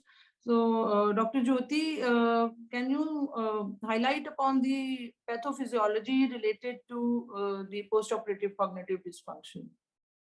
Yes, ma'am. We have several proposed hypotheses or mechanism for the development of these POCDs, but there is not a single hypothesis which explains the total development of this POCD. So first and important foremost is the inflammation. When there is a major surgery, there is a post-operative stress. That stress leads to the formation of inflammatory response, and this response, it causes the dysregulation of the cholinergic system in the body. Because of this cholinergic system abnormality, there is an increase in the serotonin level. These serotonin level, they ultimately damages the brain cells as well as the blood-brain barrier of the body. And because of this brain cell, you can say disruption, blood-brain disruption, there is ultimately decline in the cognitive function of the brain. So first is inflammation. Second, if we see the theory that is based on the use of general anesthetic agents, it is seen that under the influence of inhalational agents, there is more of the neuronal death of the cells because of degradation of the cholinergic system, as well as there is deposition of amyloid tissue in the brain, especially in the forebrain. So there is functional impairment of the brain, or we can say the hallucination in the post-operative status. In the third theory, it is said that after the major surgery or the anesthesia for the longer duration, there is imbalance of the neurotransmitter in the brain, specifically the dopamine. There is increase in the dopamine and there is decrease in the tryptophan level in the brain. And there is production of the reactive oxygen species. These ROS, they damages the brain cells. So both of these, the neurotransmitter imbalance as well as the damage of brain cells, they ultimately lead to the decline in the cognitive function of brain.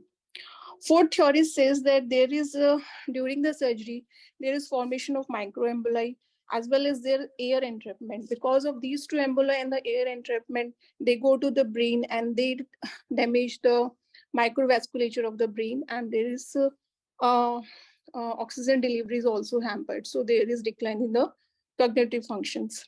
Last theory says if the patient is already have cognitive impairment, or if the patient already have the genes which are related to the inflammation or oxidative stress. So these kind of patient, they also are more prone to the development of the POCD. So these are the basically 5 theories, but not an individual theory explain the full POCD pathogenesis. So thank you, Dr. Jyoti, for an elaborate discussion.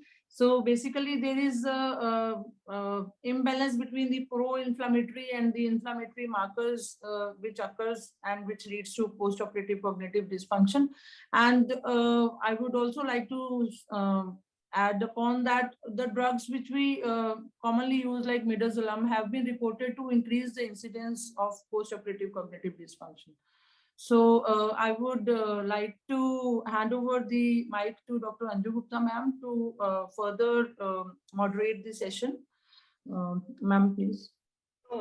Thank you, Jyoti. And as Dr. Jyoti has just touched upon the theories, various theories which have been proposed to be associated with the postoperative cognitive dysfunction, she touched upon the genetics part a bit. Then I think I would like Dr. Gopal to elaborate upon the role of genetics in the incidence or the pathophysiology or the role of POCD.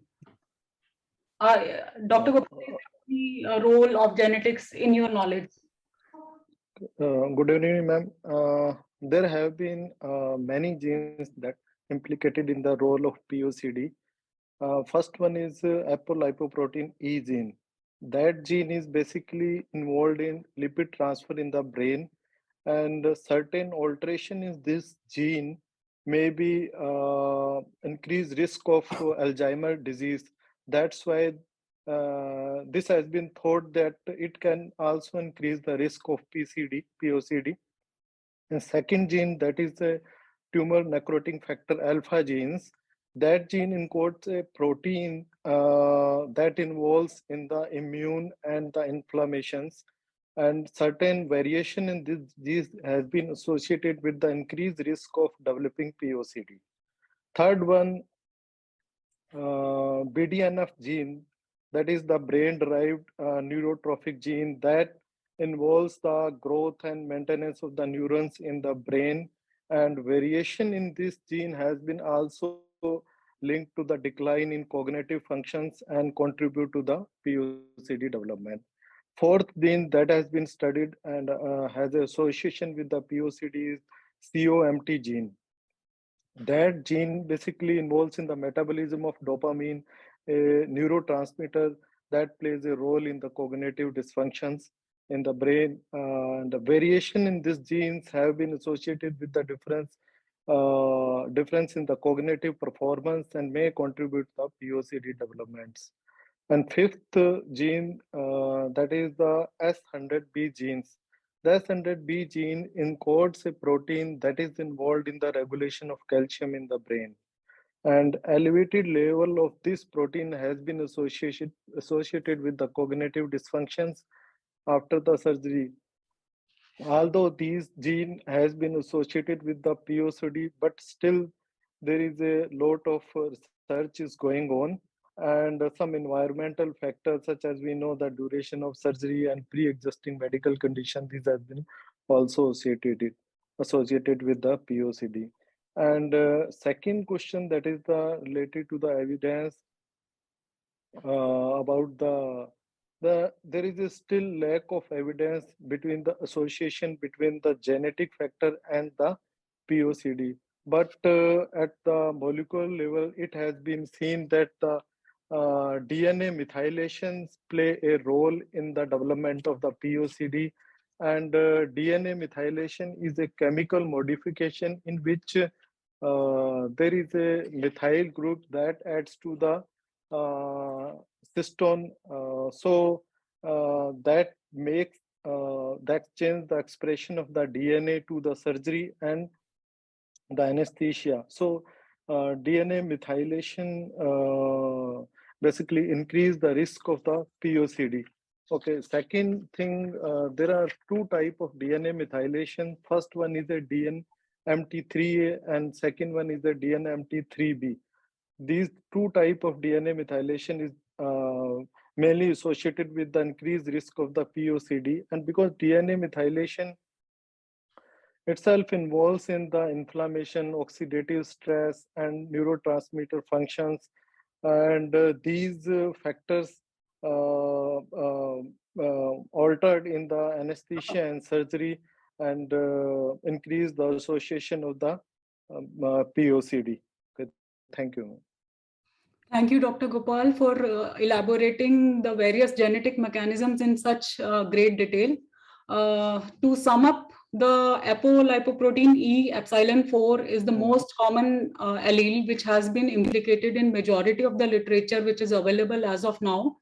One study, in fact, mentioned that older males, like age more than 65, who were having this allele, they had a much higher incidence of postoperative cognitive dysfunction as compared to females who were having this allele. So that may also be an added factor. So now I would like to ask Dr. Shashank to take up the next question. What biomarkers are associated with POCD? Can you please elaborate? Sure, ma'am. Thank you for the question, ma'am. POCD biomarker include inflammation-related molecules, an imbalance between pro and anti-inflammatory molecules, and there may be metabolic levels. They are found in urine. So there are a positive association has been found with the POCD and inflammatory protein S100A8. Then imbalance between helper T17 cells, which is a pro-inflammatory, and regulatory T cell, which is a anti-inflammatory, has been observed in POCD patients. Then decrease in the level of preoperative endotoxins in case of cardiac surgeries, and there is also found preoperative decrease in immunoglobulin M, and there is significant increase in NF-kappa B and interleukin 1 beta, which shows results of increase of toll-like receptors in microglia of hypothalamus, which is done in animal studies. And then the hippocampus impairment has also been studied, in which there was elevated levels of amyloid beta. And coming to urinary markers, a high ratio of trypsin inhibitor and creatinine was an independent risk factor of POCD in lumbar surgeries.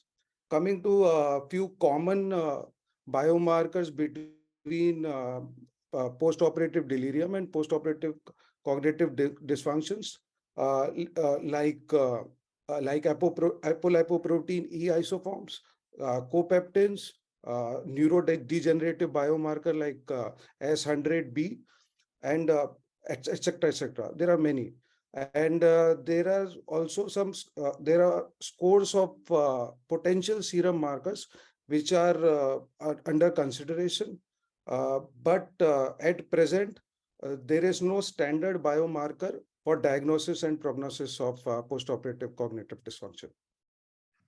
Thank you, Dr. Shashank. So postoperative cognitive dysfunction is clearly a multifactorial condition, and it is basically an imbalance between the inflammatory and the anti-inflammatory and the pro-inflammatory molecules. So basically, among the various biomarkers, the commonest ones are related to the pro-inflammatory biomarkers, like a rise in TNF alpha, interleukin 1 beta, interleukin 6, interleukin 8, 10, CE reactive protein, matrix metalloprotein, BDNF, copeptin, and cortisol levels. Among the urinary, which will be, I think, have a greater importance in screening the patients in future, the ratio of trypsin inhibitor with creatinine has been found to have an association in the available literature, though there is a lot more to be done in this field. And isoprostane with creatinine ratio is another one. So thank you very much. Now I would request Dr. Gegal to answer a very pertinent question, that is the relation of anesthesia with the incidence of POCD. So Dr. Gegal, can you answer, can you just elaborate whether the POCD depends on our choice of anesthesia, or our choice of anesthesia can modify its incidence? Yes, ma'am. Ma'am, thank you for the question, ma'am. Ma'am, yes, the method of the anesthetic administration is it is a potentially modifiable risk to avoid the postoperative cognitive dysfunction. The drugs which we use in general anesthesia, they have the central pharmacological effect, as well as they influence the neuronal processes such as gene transcription, receptor efficacy, intracellular calcium homeostasis. The drugs which are used in GA, they also appear to specifically influence the pathways currently linked to POCD through anticholinergic effects also. But these effects, they are not shared by the regional anesthesia. For example, when we give spinal anesthesia, the agents, they are confined to a fixed level in the spinal cord, and action on the CNS above this level is unlikely. So the results imply that even in the absence of anesthetic agents, surgical procedures or the perioperative stress, they can lead to POCD, regardless of the type of the anesthesia provided. Okay, so thank you very much. Basically, the available literature is mainly the animal studies which have studied the various anesthesia techniques and anesthesia versus no anesthesia, and they have seen the incidence. In some studies, it has been seen that the inhalational agents, they have been found to have increased incidence, especially isoflurane, and in some studies, even sevoflurane has been found to have an increased incidence. In one study, propofol, the use of propofol was not found to be associated with an increased incidence. Regional anesthesia was found to, though there is no evidence as of yet, but there is a proposal that it leads to inhibition of pain pathways. So the inflammation and the pro-inflammatory markers will be reduced, and thus it should result in a reduced incidence of POCD. So in one study also mentioned that the low dose of fentanyl was found to be associated with the increased incidence of POCD as compared to a high dose of fentanyl. Now, Dr. Shashank, if you could please answer, what are the future directions to reduce the postoperative cognitive dysfunction? What basically the anesthesia measures which we can take pre and intraoperatively and postoperatively, which may help us reduce the incidence of POCD? Sure, ma'am. For future direction, the efforts will continue to make POCD a better defined clinical entity. There will be creation of centers of excellence where process measures will be implemented and the risk-adjusted outcomes will be explored. And it requires further research to understand the etiology with newer tools like cerebral oximetry, newer potential serum markers, and there can be integration of biology systems which will discover unknown pathomechanisms. And also, there needs to be an agreement to be reached so as to what test and what degree of change in the cognition is significant, which will facilitate comparison in different studies. And lastly, I'm hopeful that the artificial intelligence will solve obstacles in today's research, and it will make tools which will be useful in predicting predicting POCD. Thank you. Thank you, Dr. Shashank. Very nicely elucidated by you the future, various research opportunities and various areas where work needs to be done. But I think the most important thing which we can do as anesthesiologists, if it is possible by future research, is to screen patients who stand at a higher risk.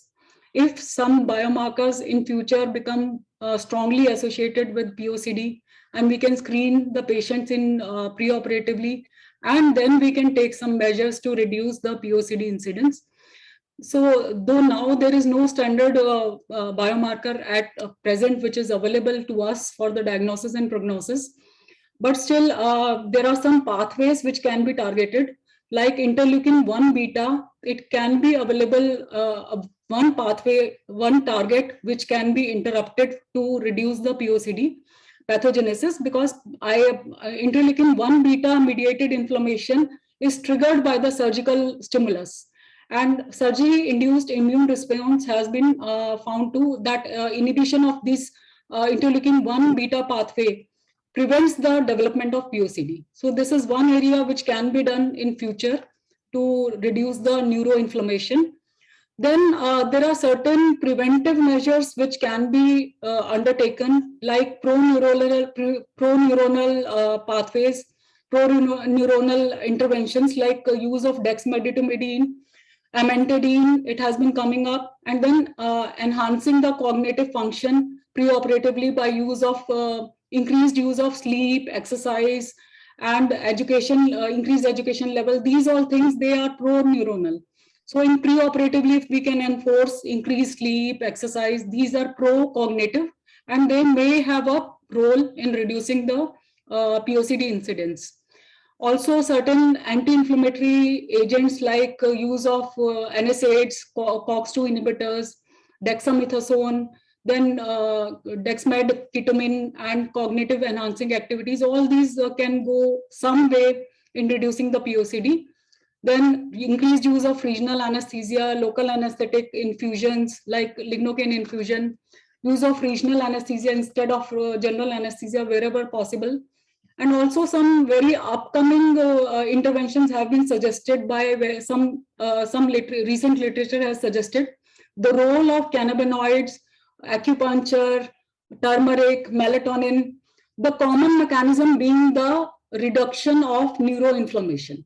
So I think that is one doable thing which we can do for our patients, because it is a very grave consequence, and it can be a very distressing problem for the patients as well as their family.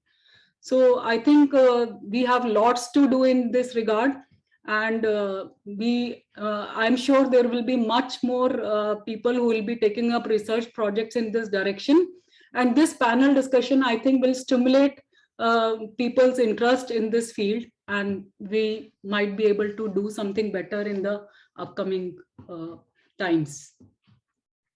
I thank all the panelists and Dr. Jyoti for. Thank you, ma'am. Thank you, ma'am. Very rightly said. Preoperative screening of almost all the complications which we can anticipate is very important. And postoperative cognitive dysfunction is one of the least taken care of things which we usually miss. Especially, and we are not into the post-operative follow-up of these patients, and we usually don't know what happened after anesthesia most of the times, because long-term follow-up mostly we don't do. So pre-operative screening is actually very important for the high-risk patients, and they should be done properly. So thank you, ma'am, and thank you all the panelists, Dr. Gopal, Dr. Gegal, Dr. Jyoti, and Dr. Shashank, for their valuable information which they shared with us.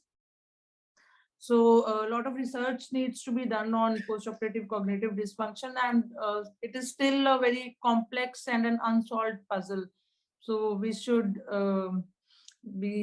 next time we should be careful while dealing with the patients, especially the old age and the comorbid patients. So thank you, everyone. Thank you, everyone. Thank you so much. It has been indeed a very interesting discussion on a very pertinent topic. And we have a host of questions lined up for us. So may I request Dr. Mayank to kindly take the questions to the entire panel and also to our speakers. Would like the speakers also to open up their videos so that we can have a lively discussion for the benefit of our audience. Thank you, ma'am. I think so this webinar has opened up the Pandora's box because the comments and the questions are doesn't seem to stop. So I'm thankful to Dr. Kiran for asking so many questions, I think so, which would open up future avenues for research as well. So one is, so I'll start from the last panel discussion. So Dr. Jyoti, Dr. Kiran is asking that what does the evidence say when it comes to use of anti-inflammatory as a prophylaxis for POCD, because it has been said that it's the imbalance between the pro-inflammatory and the anti-inflammatory molecules. The second is that is there any relationship between the MAC and the incidence of POCD? For example, the higher MAC concentrations lead to higher chances of POCD. And which tools are available for pre-op assessment of cognitive function and which have been validated for the Indian demographics? Over to you, Dr. Jyoti. Any of the panelists can take this question. I would say. Sir, can you repeat the questions? Actually, there were so many at the no worries. So I'll repeat I'm just opening the chat box. I'll repeat the questions. So there are three parts to the question. The first is that what does the evidence says when it comes to use of anti-inflammatory agents as a prophylaxis for post-op cognitive dysfunction? Second, is there any relationship between the MAC concentrations that are used during general anesthesia and the incidence of post-op cognitive dysfunction? And the third is which tools are validated for Indian population to be used for pre-op assessment for that they are at higher risk of POCD? Can I take up the first question, please? I think. Please do, ma'am. Please do, ma'am. Okay. Thank you, Dr. Mayank, and thank you for the question. I think the question regarding the anti-inflammatory thing is there is the majority literature till now is available from animal studies only and the molecular genetic studies. So human studies right now are lacking in this regard. But anti-inflammatory agents which have been shown to have a beneficial effect include the COX-2 inhibitors and dexamethasone. Antioxidative agents which have been suggested to have a protective effect are the statins, which have been found to have some role. Also, one study documented the effect of N-acetylcysteine, which also again due to its antioxidative properties. So logically, because the agents which will reduce the inflammation and reduce the oxidation, they should lead to any reduction in the incidence of POCD. So till now, the evidence is at best, it is still lacking, and it is mainly from animal studies. Other panelists can contribute, please. I would, sir, I would like to answer about the inhalational agents, the map of the inhalational agents. Like ma'am has already told, these studies related are mostly done on the mostly are on the animal studies, and most of the it is under research, and the isoflurane is the most studied till now, but there is no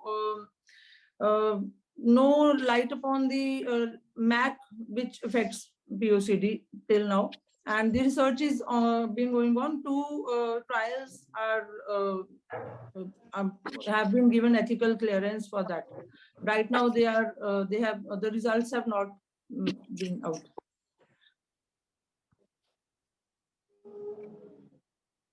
And can you throw some light upon what tools are available and to assess that the patient is susceptible to develop post-op cognitive dysfunction? I mean, to say what, yeah. Yeah, sir, it was told by Dr. Gegal also in the discussion, like many tests can be performed by for assessing the psychiatric, mostly the psychiatrists do that test. The high-risk patients are referred to the psychiatrist for the evaluation, like the mini mental status examination can be done, or the memory tests can be performed with different tools. So, and ideally they should be performed in the high risk elderly population and the comorbid and especially the patients who are undergoing cardiac surgery, they are more prone to them. I would like to add one more. We have the diagnostic criteria, which is based on the diagnostic and statistical manual of mental disorder. So it is broadly divided into two. One is the mild and one is the major. In the mild, we have the noticeable decline in cognitive function. As compared to this, in the major NCD, they have significant burden of the cognitive impairment. So these are the existent neurocognitive disorder based on this diagnostic and statistical manual mental disorder. So these are the basically we can say the measures to know what is the burden will be in the patient. I would just like to add upon it that these tests which have been mentioned just now, they first of all they help you to diagnose the POCD in the postoperative period, because as compared to baseline, the change in the cognitive status in the postoperative period will help us diagnose whether the POCD has occurred in this particular patient. Second thing is that if the patient performs poorly on the preoperative test, cognitive test, then this is indirectly related to the incidence of POCD. It is not a direct association, but it is an indirect association, because the patients who have a neurological impairment preoperatively, like Alzheimer's disease, they have been found to be, there is an increased incidence in these patients regarding the incidence of POCD also. And then regarding the biomarkers, I think people, the question what they wanted to ask was also biomarkers. If there is any tool which is available. So the biomarkers regarding the genetics, only apolipoprotein E epsilon 4 allele, it has been found to be associated with the increased incidence. So if we can screen our patients preoperatively, that because it has not been done on such a wide scale, to know its actual value as a screening tool. But if it is so feasible to do it in future, then I think it may contribute to screen our patients who stand at a higher risk. Then regarding the biomarkers, as of now, there is no standardized test or there is no validated test to know the increased risk of POCD per se. Ma'am, I would like to add, like the patients having Alzheimer's disease, they are at a very high risk for postoperative cognitive dysfunction. So the amyloid beta protein has been associated with the incidence for increased incidence of POCD. So that is one thing which is being tested also these days. Thank you so much. Dr. Kumar Bellini wants to make a comment. He has raised his hand since a long time. Sir, please unmute yourself and go ahead. Thank you. Thank you. I really enjoyed this POCD discussion, and it's a problem facing us all. And what the American community has done is we now use the BIS monitor on every patient, especially the elderly, so that we try not to over sedate and over anesthetize patients. There was a discussion about MAC values, and I think using this and keeping the BIS in the 50s rather than in the 30s has been shown to be helpful.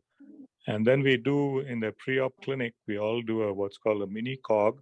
And this test is available. You can look at anesthesiology editorial in 2020, I believe, by Rubin and Associates. So every facility now in the pre-op clinic will do what's called a frail evaluation for the elderly, and also the mini cog, which we should do. And then you will have a baseline so that you can follow these patients post-operatively. The other thing is it's a good idea to have a little dexmedetomidine use in the care of these patients so that you can minimize the dose of both inhalational as well as propofol agents. For the anti-inflammatory drugs, we still don't have the answer as was discussed, but there will be specific biologics that are being tested, which might be a game changer in the future, and hopefully those will be helpful. But I think in India, maybe the Indian College can coordinate a national study where you can do a nice protocol and track these patients using certain standard methodology so that you can come up with some solutions and maybe even have a mini COG scale as raised by Dr. Mayank for Indian standards. That would be nice for something to do as part of the function of this college. Thank you. I really enjoyed the discussion. Thank you so much, sir, for beautifully summarizing in such a short span of time and bringing clinical inputs from the other side of the world. With this, may I request Dr. Muralidhar to throw some light upon the topic? Thank you for this opportunity. See, I would like to make two comments. One is I've already put it in the chat box that during normal aging process also, there may be some cognitive decline. For example, after surgery, at the end of 6 months, if you're testing the cognitive function and saying that the surgery or the anesthesia has caused the cognitive dysfunction, we have to be specific whether it's a part of normal aging process or definitely due to the anesthetic and surgery which the patient has undergone 6 months ago. So for that, you need to have a control of normal population, and then patients have surgery, and then follow the normal population for 6 months, and then only you can establish that the whatever changes seen in the surgical population is because of the surgery. That is one point. Second point, which is coming up in a big manner, which was not mentioned in the discussion, is that the cerebral autoregulation may not be exactly what is taught to us in the textbooks, that the cerebral autoregulation is maintained between mean arterial pressure of 50 to 150 millimeters of mercury. So because these elderly patients may be hypertensive, diabetic, and we may be giving vasodilators like isoflurane or nitroglycerin, so the autoregulation will be altered, and we need to find out what is the autoregulatory limits for that particular patient. At that particular point, probably the use of cerebral oximetry, and then controlling the oximetry values, which is a surrogate of cerebral blood flow, cerebral blood flow. So we could probably use the cerebral oximetry at this point of time as a surrogate of cerebral blood flow and maintain the blood flow within the acceptable ranges. These are the two comments I would like to make. Thank you so much. Thank you so much, sir. With this, we come to the last question of the webinar, and I think so, which would be the best question to end this excellent webinar. And since I cannot see Dr. Anjana Munshi among the participants, I would like to request Dr. Muralidhar to answer that question because of his huge work in this. That what is the cost implications of genetic testing? So Dr. Kiran has asked this question. Yes. This CAT PRS risk scoring, are you hearing me? The yes, sir, polygenic risk scoring for coronary artery disease, it used to cost 3,500 as the initial in the initial days. Now I think it costs about 7,500. If you are interested, please get in touch with me. You have to send 2 ml of your blood. And I think there are centers in each of the major cities where they collect the blood and send it, or the lab in Bangalore. They will assess it and give you a score. Thank you, sir. I think we have another question. Of course, it relates to Dr. Rakesh, Garg, and Navneh, if you're there. They wanted to talk about ASA grade for onco patients. Are there any different? And it's a very basic question. It must be coming from a postgraduate sitting for exams. I think there are two important aspects here. Very important question, in fact, because there are two things. One is the timing of the surgery, and second is the ASA physical status. So timing is for oncologic surgeries, they have put up a separate time, which is called time-sensitive surgeries. It's neither an emergent nor a routine, so it's a time-sensitive surgery. This is one aspect. This means we have some time where we can optimize, and rehabilitation is coming up an important aspect for oncosurgical procedures. Second is for physical status. I think the primary definition, to my knowledge, is the involvement of the systemic disease, and cancer is a systemic disease here. So whenever we talk about the systemic disease, the only concerns the physical status of cancer patient is that they are receiving various chemotherapy or radiotherapy procedures or interventions prior to the surgery. They also may have the cancer-related cachexia, they may have some other nutritional issues. So we need to consider them when we are analyzing the physical status. And when these patients are having these associated features, they need to be placed on higher physical status, means 2 will convert to 3 if these patients are having some physiological change because of preoperative treatment they have received for the surgical procedure. So this is how I think we can look for the ASA physical status for cancer patients. Thank you so much. Mayank, are there any other questions? I think so. There is just one more question, ma'am, and I think so that belongs to Dr. Rakesh Garg and Dr. Navneh's invigorating debate. That much of the debate was surrounding whether it is the general anesthesia or the regional anesthesia, all zeroed down it to pain. And I'm really happy to learn that. So is it just the pain and mitigating pain, which is, the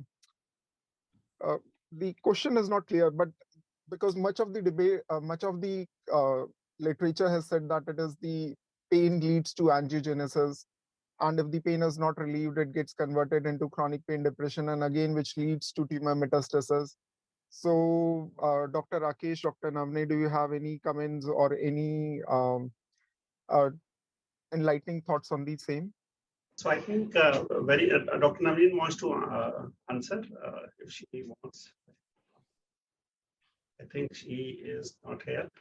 So I think pain, when we see the surgical procedures, if you see the studies, what we need to analyze is, if you see the earlier studies, they were targeting on one of the primary objectives, and they were very focused on the surrogate markers. But what actually we want to learn, and these studies are upcoming, probably in next couple of years, we'll get those studies, where we want to look for the composite outcome of these patients. So when we say pain itself leads to immunomodulation, immune suppression, and it also leads to increased phenomena via inflammatory cascades, and that leads to the increased chances of cancer recurrence. So this is one aspect when we say untreated pain. On the other side, if we see the conventional intravenous opiate-based pain management, when we use morphine, morphine is also leads to immune suppressions, and they are also implicated into cancer recurrence. So both the aspects are culprit for cancer recurrence. So what our pro and con, which Dr. Anju Grewal can moderate very nicely, was that we have to use a balanced approach. I think balanced approach is nothing new. We have been talking for decades something called as a balanced anesthesia. So when something new comes up, that balanced approach changes. So maybe 20 years back, the balanced approach was a general anesthesia, maybe a central neuraxial blockade, and then we'll be using some amount of opiates intravenously, which could be morphine or fentanyl.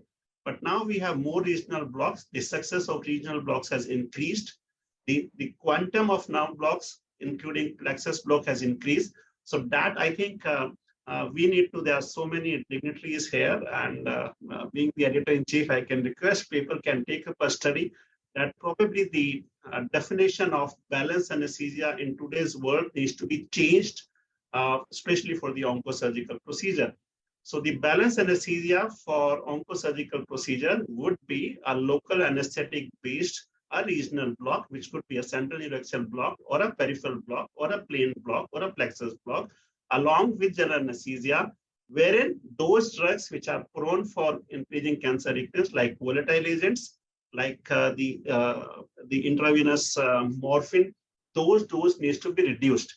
And the upcoming certain agents like use of beta blocker, use of intravenous lignocaine, their research needs to be come up. So I think Jyoti can take up this project at AIIMS Bathinda to come up with a project which a balanced anesthesia perioperative technique for oncosurgical procedures.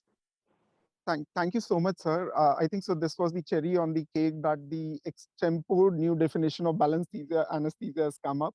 Thank you, sir. I think so. I could be pardoned if I can ask a question here. When we talk about tumor metastasis and the role of anesthesia on tumor metastasis, don't you think that much of the research has come on the outcome measures which are important more to the doctors than to the patients? For example, tumor metastasis, outcomes. But what about the views and experiences of the patients who are undergoing those regional versus general? That what are the patient-reported outcome measures which are actually matters to the patient? Don't you think that the research is deficient on those terms? Absolutely, Dr. Mayank. It is a very important question. And if you see the various editorials and comments in the last 1 to 2 years, when we say the reduction of opiate requirement by 10%, reduce of morphine requirement by 2 milligram over 24 hours. So what we are talking about is we are talking about a very surrogate markers for the patient outcome. But what we are looking for now is the composite outcomes, where we are looking for the patient-related outcomes. And when we talk about in the oncosurgical procedures, if you see the recent studies and which are registered on various platforms, they are talking about two things. One is the quality of life of these patients after the oncosurgical procedures in perioperative care. Second, which is more important for oncosurgical procedures, is return to intended oncologic therapy, because majority of these patients have to return to a normal life. These patients would require postoperative chemotherapy and radiotherapy. And we know the optimal period for return of these therapies is 4 to 6 weeks. Now, if our perioperative care is not good, if the patient is ICU for a prolonged period, if a patient is bedridden, if the physical status is not good, these patients may not be able to start on these therapies. So this means our outcome is not good. If we delay our therapy to start them on radiotherapy and chemotherapy post-operatively, if we are delaying it, then obviously the oncologic outcome is not good. If it is not good, then what we have done for the surgical procedures. So yes, we are now will be having more studies which will be working on the composite outcomes, the quality of life, and the patient's earliest return to the intended oncologic therapies, which may be the chemotherapy, radiotherapy, or combinations. You're absolutely right. Thank you, sir. With this, I would like to request Dr. Anju Grewal, ma'am, to conclude the session. Thank you so much, Dr. Mayank. And my big thanks to the entire team led by Dr. Radhakrishnan, Dr. Jayashree, ma'am. We see Dr. Muralidhar, and Saneesh has been an immense help to us all the time, and for a valuable comments from Dr. Kumar Belani. I also thank my entire team, especially Dr. Rakesh Garg, for sparing his time to be with us and enlightening us with his wisdom, pearls, and his vast experience into this field. We have Dr. Anju Gupta, who has joined us despite her, health issues. And thank you so much, Anju, for being with us. You've been a real brave heart, I would say.